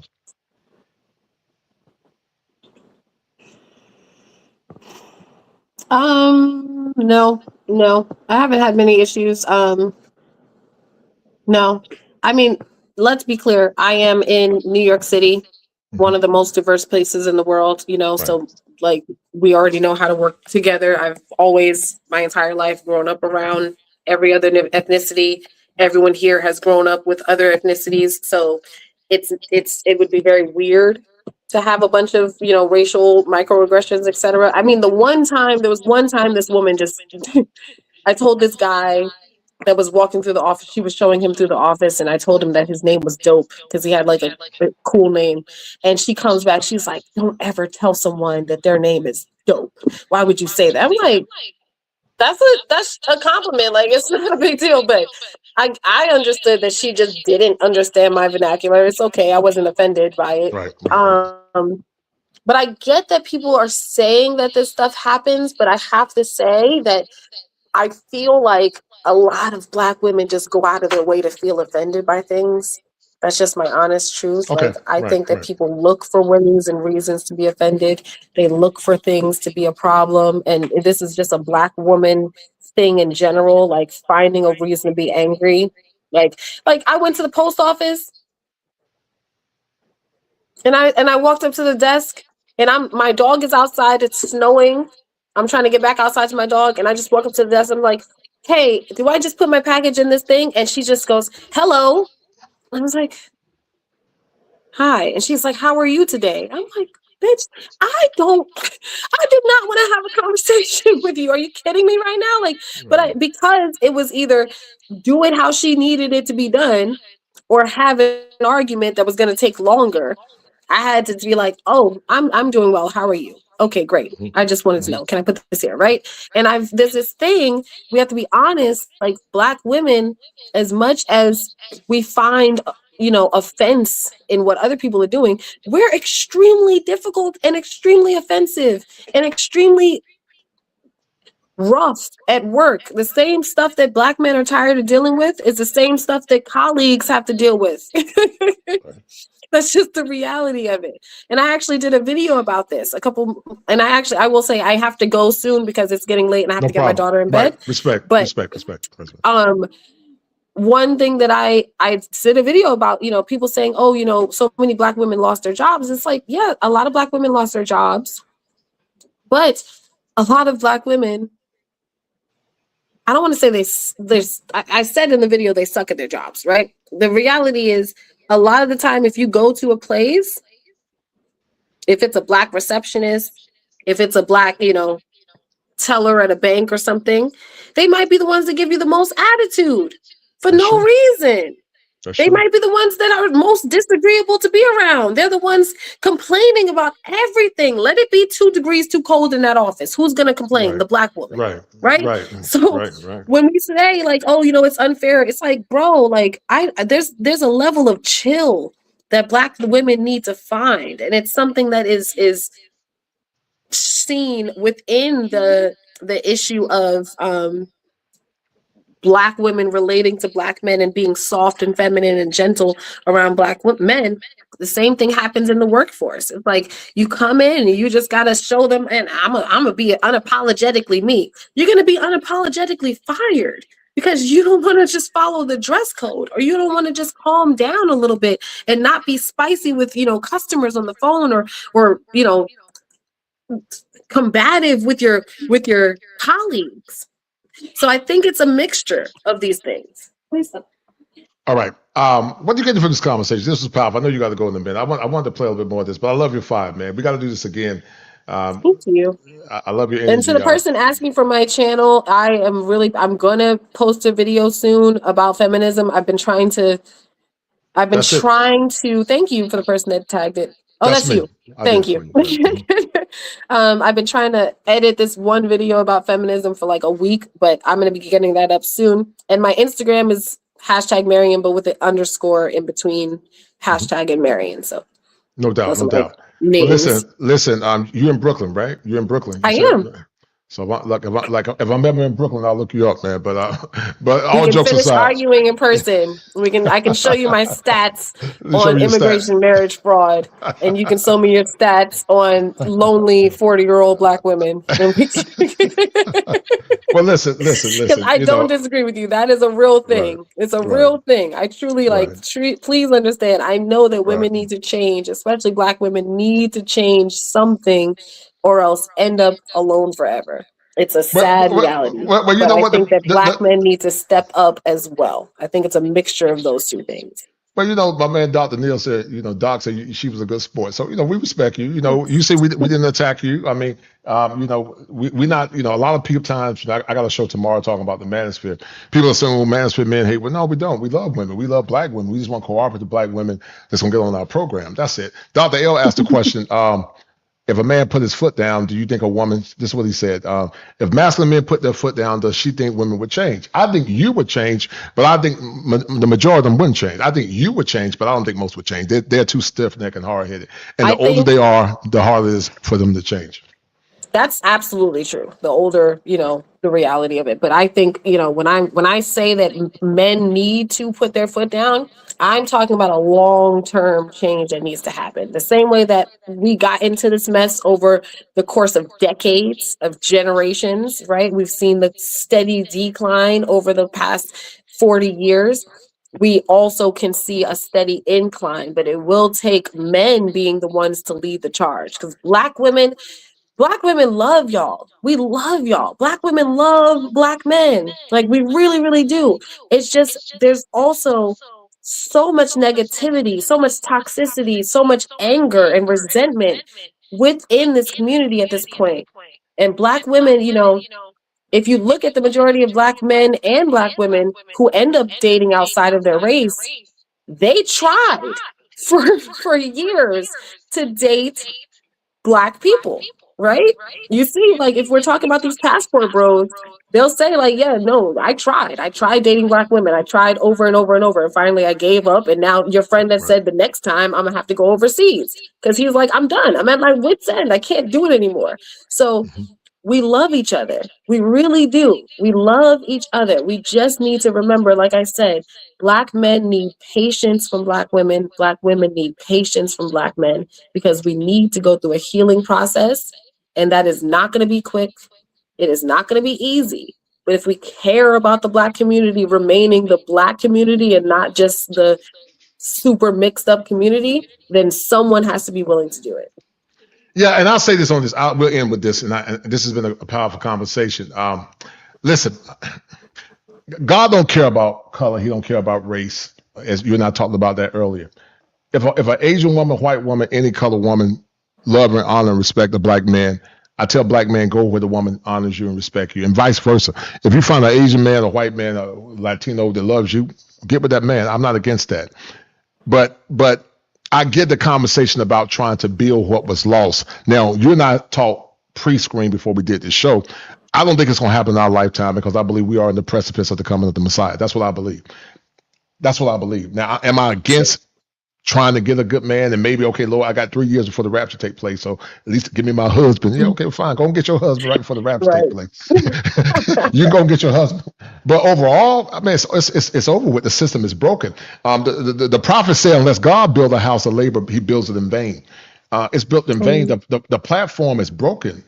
And so until we get back to traditional values and mores where you allow the men to be men, because I'm going to say something that a lot of folks don't like, and you we may agree or disagree. My wife is not my partner. That's a neoliberal concept that came out of egalitarian relationships. My wife is my wife. It doesn't mean that you don't have autonomy in the relationship. It doesn't mean that sometimes I say, okay, baby, you got it. You know how to work them books better than me. So I'm going to let you rock that. As long as you bring it to me as your husband, your priest, then we fine. That's all I'm talking about. But these people talking about, oh, we partners. We ain't no partners, because if we partners, that means that somebody break in the house on 5th and Manhattan, then you can take your behind down there and put your life on the line. But if we husband and wife, it means that anytime somebody break in the house, I'm going to defend your honor. If I'm your husband, if the car break down, I'm going to get out and try to change that tire, and you can stay in the car and look cute. If I'm your husband, I'm going to pump your gas. I can't agree with you. I completely disagree with you. I completely disagree, because I think if we look at the term partner, first of all, help meet. Biblically, like when you break down the word, especially in the Hebrew, the concept is one that meets someone at their same level with a differing role, right? So in my understanding, that is a partner. Like when, where I'm a businesswoman, when you look at a business, you have a CEO and a COO and a CFO. You have the, founder, you have the president, etc. You have law firms where there's multiple partners and they each have an equal stake in the company, but they do have differing roles, and that is absolutely fine and okay. So in my opinion, I think it's important for men to realize you have to be a good partner, because if you're not a good partner, that means you are not doing your part. Doesn't mean that we have equal parts. It means that you are not doing your part. What is your part supposed to be? Do that, but you are still my partner. And otherwise, it does turn into a more subservient, dynamic, and that is not fair, simply because if we look at Christ, if we're taking Christ as the example, and the example that he gave to the church, and the example that Paul writes about, we see that he says, like, husbands need to serve their wives the same way that Christ served the church, right? Christ came to serve. And I saw a man who gave a perfect example about it. He said, my job as the man is to suffer so that she doesn't have to. And that is a partnership where his role is to take on the more difficult physical things, et cetera, et cetera, et cetera. But my role as his partner is to complement the other side of that. So that's the way I look at it. So two things can be true. And here's where I challenge you, and I'm going to let you go. And I love you and respect you highly. My issue is that the nomenclature of partner came out of liberalism, and it came out of egalitarian relationships. Most women say they want a partner because they don't feel safe that that man's going to lead them in the right way. So a partner is a buffer to saying that man is not going to make them a slave, like you use the term subservient. You won't find nowhere in the biblical lexicon partner in the Greek or the Hebrew. You won't find it. And if you look at it in context, which is eisegesis, you're not going to find it. Now, I understand what you're saying. If you're saying partner, meaning I have a clear delineation of gender roles, then fine. As long as you know what the gender roles are. If you say, okay, you're the leader and you're going to follow, I'm going to follow your leadership, and you lead righteous and don't abuse power. But at the end of the day, then you're the husband. Fine. If you want to use partner in that sense, then fine. But most don't use it in that sense. Partner came out of the alphabet community. I never heard the term until I went to Carolina. You never heard the term. Black folks didn't use that term. True. Right. And so that's when they start saying partner. And so when I went to grad school, I'm like, well, partner, we went from saying husband and wife to spouse to partner, because partner is a softer form. And I'm going to prove my point. I'm going to let you go there. You know why they said partner? Because when they said the marriage vow, Mary, they no longer said honor and obey. That's why they went to partner, because they don't want to obey their husbands. And when a woman chooses not to obey her husband, when she calls herself a believer, she's operating in the spirit of witchcraft. I didn't say it, the word of God said it. Titus 3:5 says, wives, obey your husband. Feminism in itself was a form of witchcraft. because the woman wants to control the man. And like Dr. Neal being an academic, he's right, and he's a theologian. Partnership is not biblical. It's a neoliberal term. It's a zeitgeist term. I understand some people have different terminology for it, but here's the problem. Words have meaning. Words have meaning, and we got to be careful how we use words. She's not my partner. She's my wife. And at the end of the day, my job is to die for her, protect her, and love her, and also guide her. And it doesn't mean that she's a slave. I get so sick. People always talk. Watch this. When you go on your job, you're not a partnership on your job. Now, watch this. If you and I were in business together, there's a partnership called marrying and kosher. We have co-equal power and co-equal responsibility. But a husband-wife dynamic, the wife is not equal to her husband in power. She's equal in her humanity, but she's not equal when it comes down to the man being the final leader. It doesn't mean that she doesn't have power to have say-so, or to the husband saying, okay, well, baby, you can run this. Fine. It doesn't mean that the husband don't say, baby, you can handle that. But at the end of the day, she respects her husband's leadership, because the greatest gift that a man can give a woman is his life. If a man is saying, I'm willing to die for you, then how much more can you not submit to his leadership? That's the highest honor that a man can give to a woman, to say, listen, when you and I go out to dinner, I'm going to be like an FBI. My head going to be on the swivel. And I'm going to tell you, baby, you walk on the inside of the curve.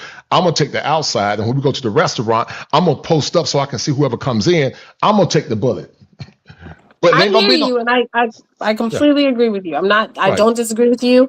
I think that, I hear what you're saying when you're saying that words are intentional and purposeful and important. So I will agree that maybe the concept, the word itself, partner, is tricky. As someone that, again, is a business-minded person, when I think of the concept of partnership, when I even look at a marriage, I think of it as a union almost of companies, right? The woman is a fully formed person, the man is a fully formed person.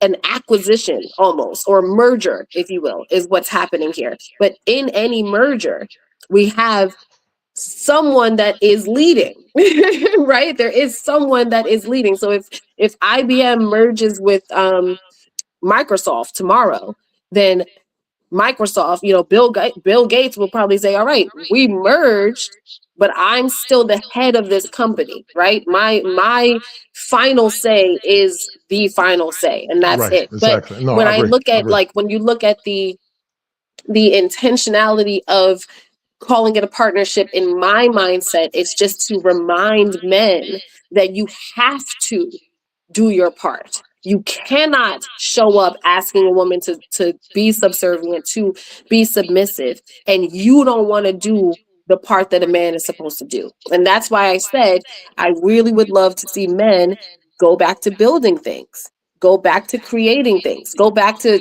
doing the physical work. Like, stop sending your woman to the auto shop all the time. Learn how to, change oil, learn how to change a tire, etc. Like, yes, you have to be the one to show up and go fight the burglar if he shows up in our house, right? But that's because you want a woman that's also going to make sure that she's doing wifely duty, she's doing, that portion of the partnership.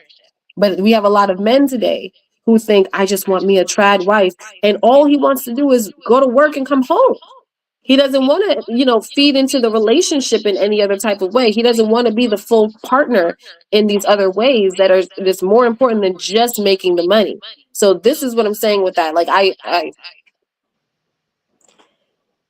it's like, you have to be mindful, even if there are totally different, I think there's different roles, but I also think that, like, there are men, unfortunately, that will excessively over simplify their role into just protector provider. And they say, oh, I made the money and I got a gun in the house just in case. You do everything else.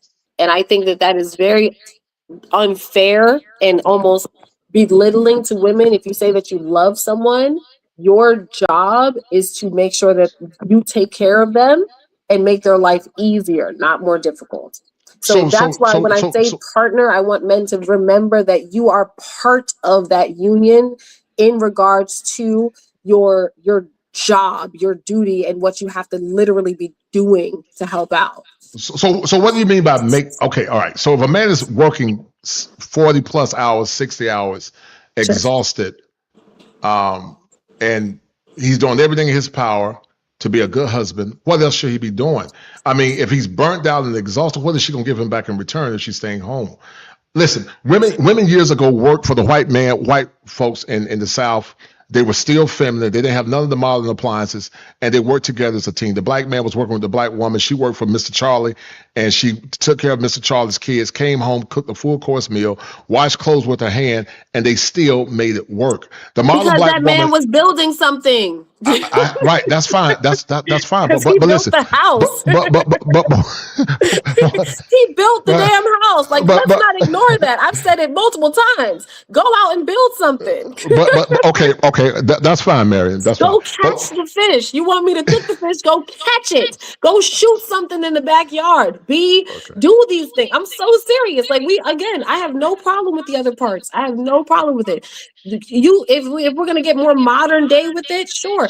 Maybe it's take out the trash without being asked. Right? Like, I feel like men know that could be a more masculine role. Be the one to take out the trash. Go ahead and mow the lawn without being nagged to do it, because this is part of your work. You want me to be out there sweating, pushing a lawnmower? No, right? Go take my car to be serviced. Go make sure that, if we need to re-tile or whatever, there's a renovation project that needs to be done in the house. Why is it that I'm doing laundry every single day, and you're actively ignoring the fact that this door is off the hinge?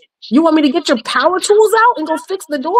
Go do that without being asked, bro. That's what we're saying. There's mediums here. It's not, I'm not, look, and I'm saying this because, again, one, the reality is in most couples in America, both man and woman are working, right? Like, that's just the reality of what has happened in a society where women demanded to be given the ability to work, and now you need two incomes to take care of a household in a lot of states, right? So that's just the reality of it. But I still think that when you come home, both of you can divvy up the portions however you feel. I don't care what people do. Like, I know men that prefer to cook. They love cooking. I think it's actually a misconception that women are the only ones that cook. Men love to cook. Like, the majority of Michelin star chefs are men. The majority of culinary students are men, right? So men love cooking. Line cooks in restaurants, they're men. Men have no problem cooking. But if there's not an equal level of partnership, if one partner feels like they're doing everything and another person only has to do a small portion, then that is where you get resentment. That's where you get someone that's burnt out. That's where you get someone that's genuinely unhappy and miserable and sad and feeling uncared for and unloved. And that is not a good partner at that point. At that point, you're not caring for someone. You're not leading the way that Jesus led. Right? Jesus washed the feet. Jesus went out and made sure to take care of the people. Right. So watch this. I'm gonna let you go. And I've enjoyed this conversation. It was powerful. We got to do a part 2. But let me say this. You know what a lot of men are saying? If I'm gonna bust my ass working outside the house, and you come home and nag and try to dictate my masculinity, I'll just stay single and cook for myself. Because what a lot of men are saying is that you got women sitting up complaining about cooking a meal, but yet what is cooking an extra meal if you're a single woman cooking for yourself? How is that labor? What is it? What is it if you washing your clothes, but now you washing your man clothes? How's that labor when women now got the most appliances of any generation, modern appliances, and they still complain? Because they complain because somehow, I think psychologically there's some level of penis envy, and they subtly want to be like men. And if they don't think it's fair based on her feelings, then they have a problem with it. And so when a lot of guys saying, you know what, fine, I'll just stay single and I can cook my own food, I can get focus factor, and I get a nanny to come clean my house, because it's preposterous to say the least. The problem that I see with a lot of modern women, they want to tell men how to run the relationship. I agree with you. I don't think no man should be letting the door hang off the hinge and your car needs oil. I'm going to change your oil. I'm going to fix the door on the hinge. Then I might go kill a squirrel too and tell you to cook it. Now go skin it and cook it for me. There's ducks in the backyard. Go get them. But at the end of the day, she's not going to dictate the relationship. I'm going to dictate the relationship. I'm going to do it with loving and kindness. Now watch this. And I'm going to let you go because I ain't got nothing but love and respect for you. And if I ever come to Brooklyn, we're going to chop it up. But I didn't say it, but because of the curse of sin, the Bible said that she will have a desire for her husband. But at the end of the day, the Bible says he will rule over her because women are still under the curse. They want to rule the man. And it's out of order when women try to tell men how to run their program. I get it as part of her dark nature. But if you don't think that man is competent enough to be whatever, just don't marry him. Don't marry him. Just stay single and just do you. But I never understood women complaining about having to cook for an extra man. Like some of these chicks talking about, you want a man to pay all bills because you cooking a meal? You cooking just one extra meal, and I'm gonna pay all bills. But what them bodies look like? You know, they want traditional benefits. Modern women want traditional benefits while they remain modern, and I got a problem with that. So, but anyway, this has been powerful. Number love for you. I agree, and I'm glad. And I want to remind you, like I did say, that I find it weird when women complain about cooking or cleaning or doing laundry and stuff. I feel like if your home is already taken care of without anyone else there, then that's just who you are. You know, it shouldn't be.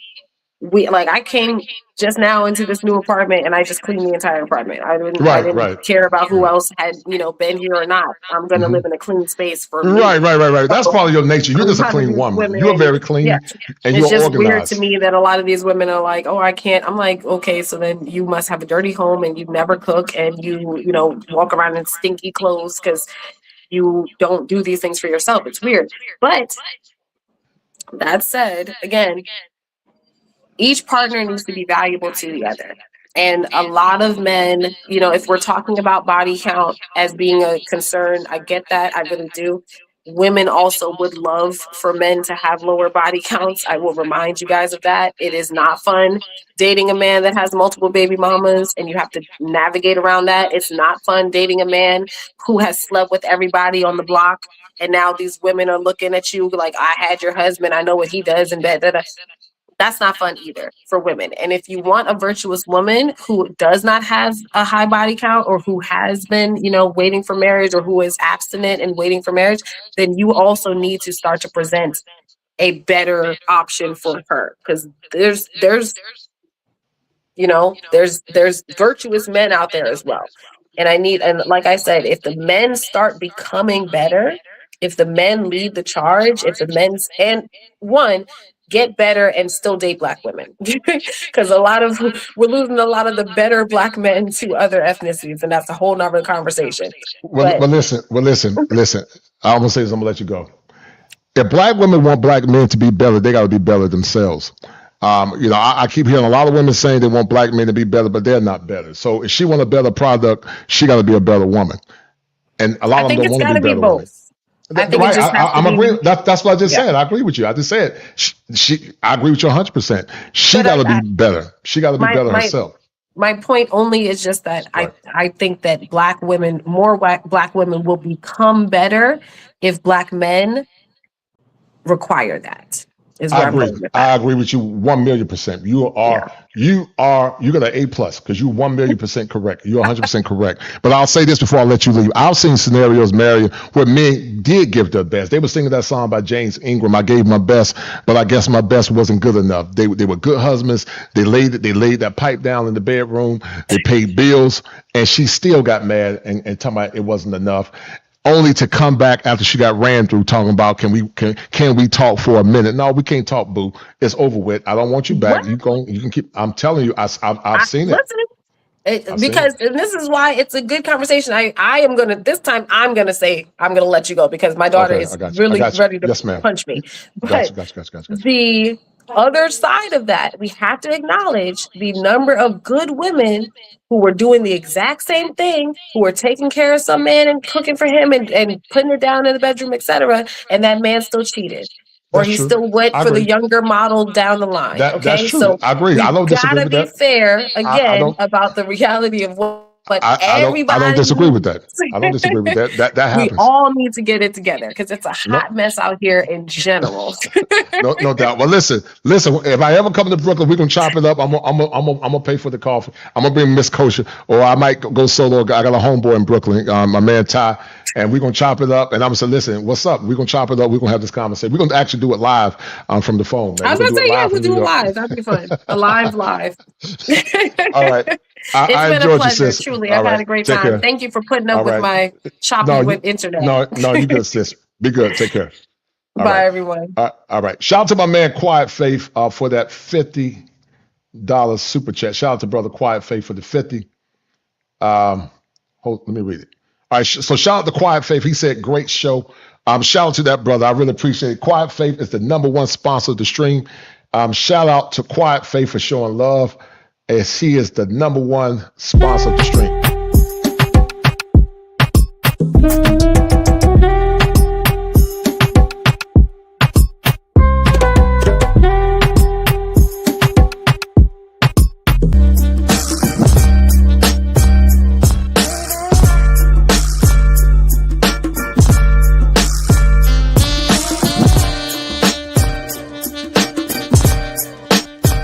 It's the money.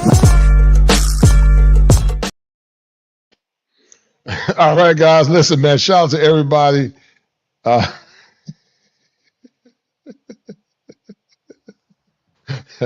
this, anyway, but shout out to my man Quiet Faith, man. It was a good show, guys. We're gonna end it here. Shout out to Marion at #Marion. Go check out Cool Sister. Got nothing but love and respect for her. We need these conversations. And so Cortez said, fellas, keep improving to date black women overseas.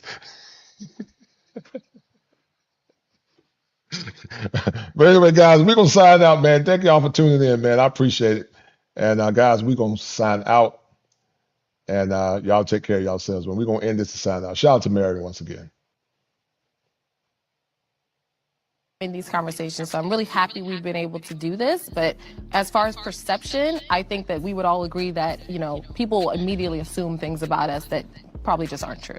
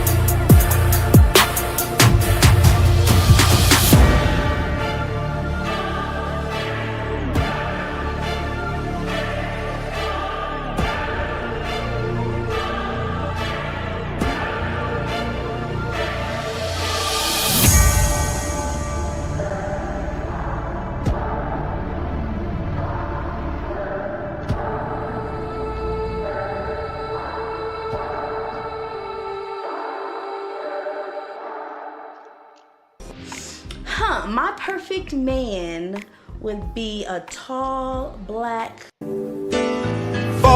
comes to us and fall comes to us and it's on time. Finders keepers, losers we. Cognitive dissonance is a condition that happens for a myriad of reasons. Many times in modern America, men and women often do one of the following. They deny the evidence. They become enraged when you present them with the evidence. They argue to ad hominem attacks, meaning they attack the messenger instead of the message. And they will fight you or flee because they cannot hear what you are saying. A condition such as this, tied into cognitive dissonance, often happens to those that have or lack self-awareness. They stay in a perpetual cycle of arrested development, exhibited by this.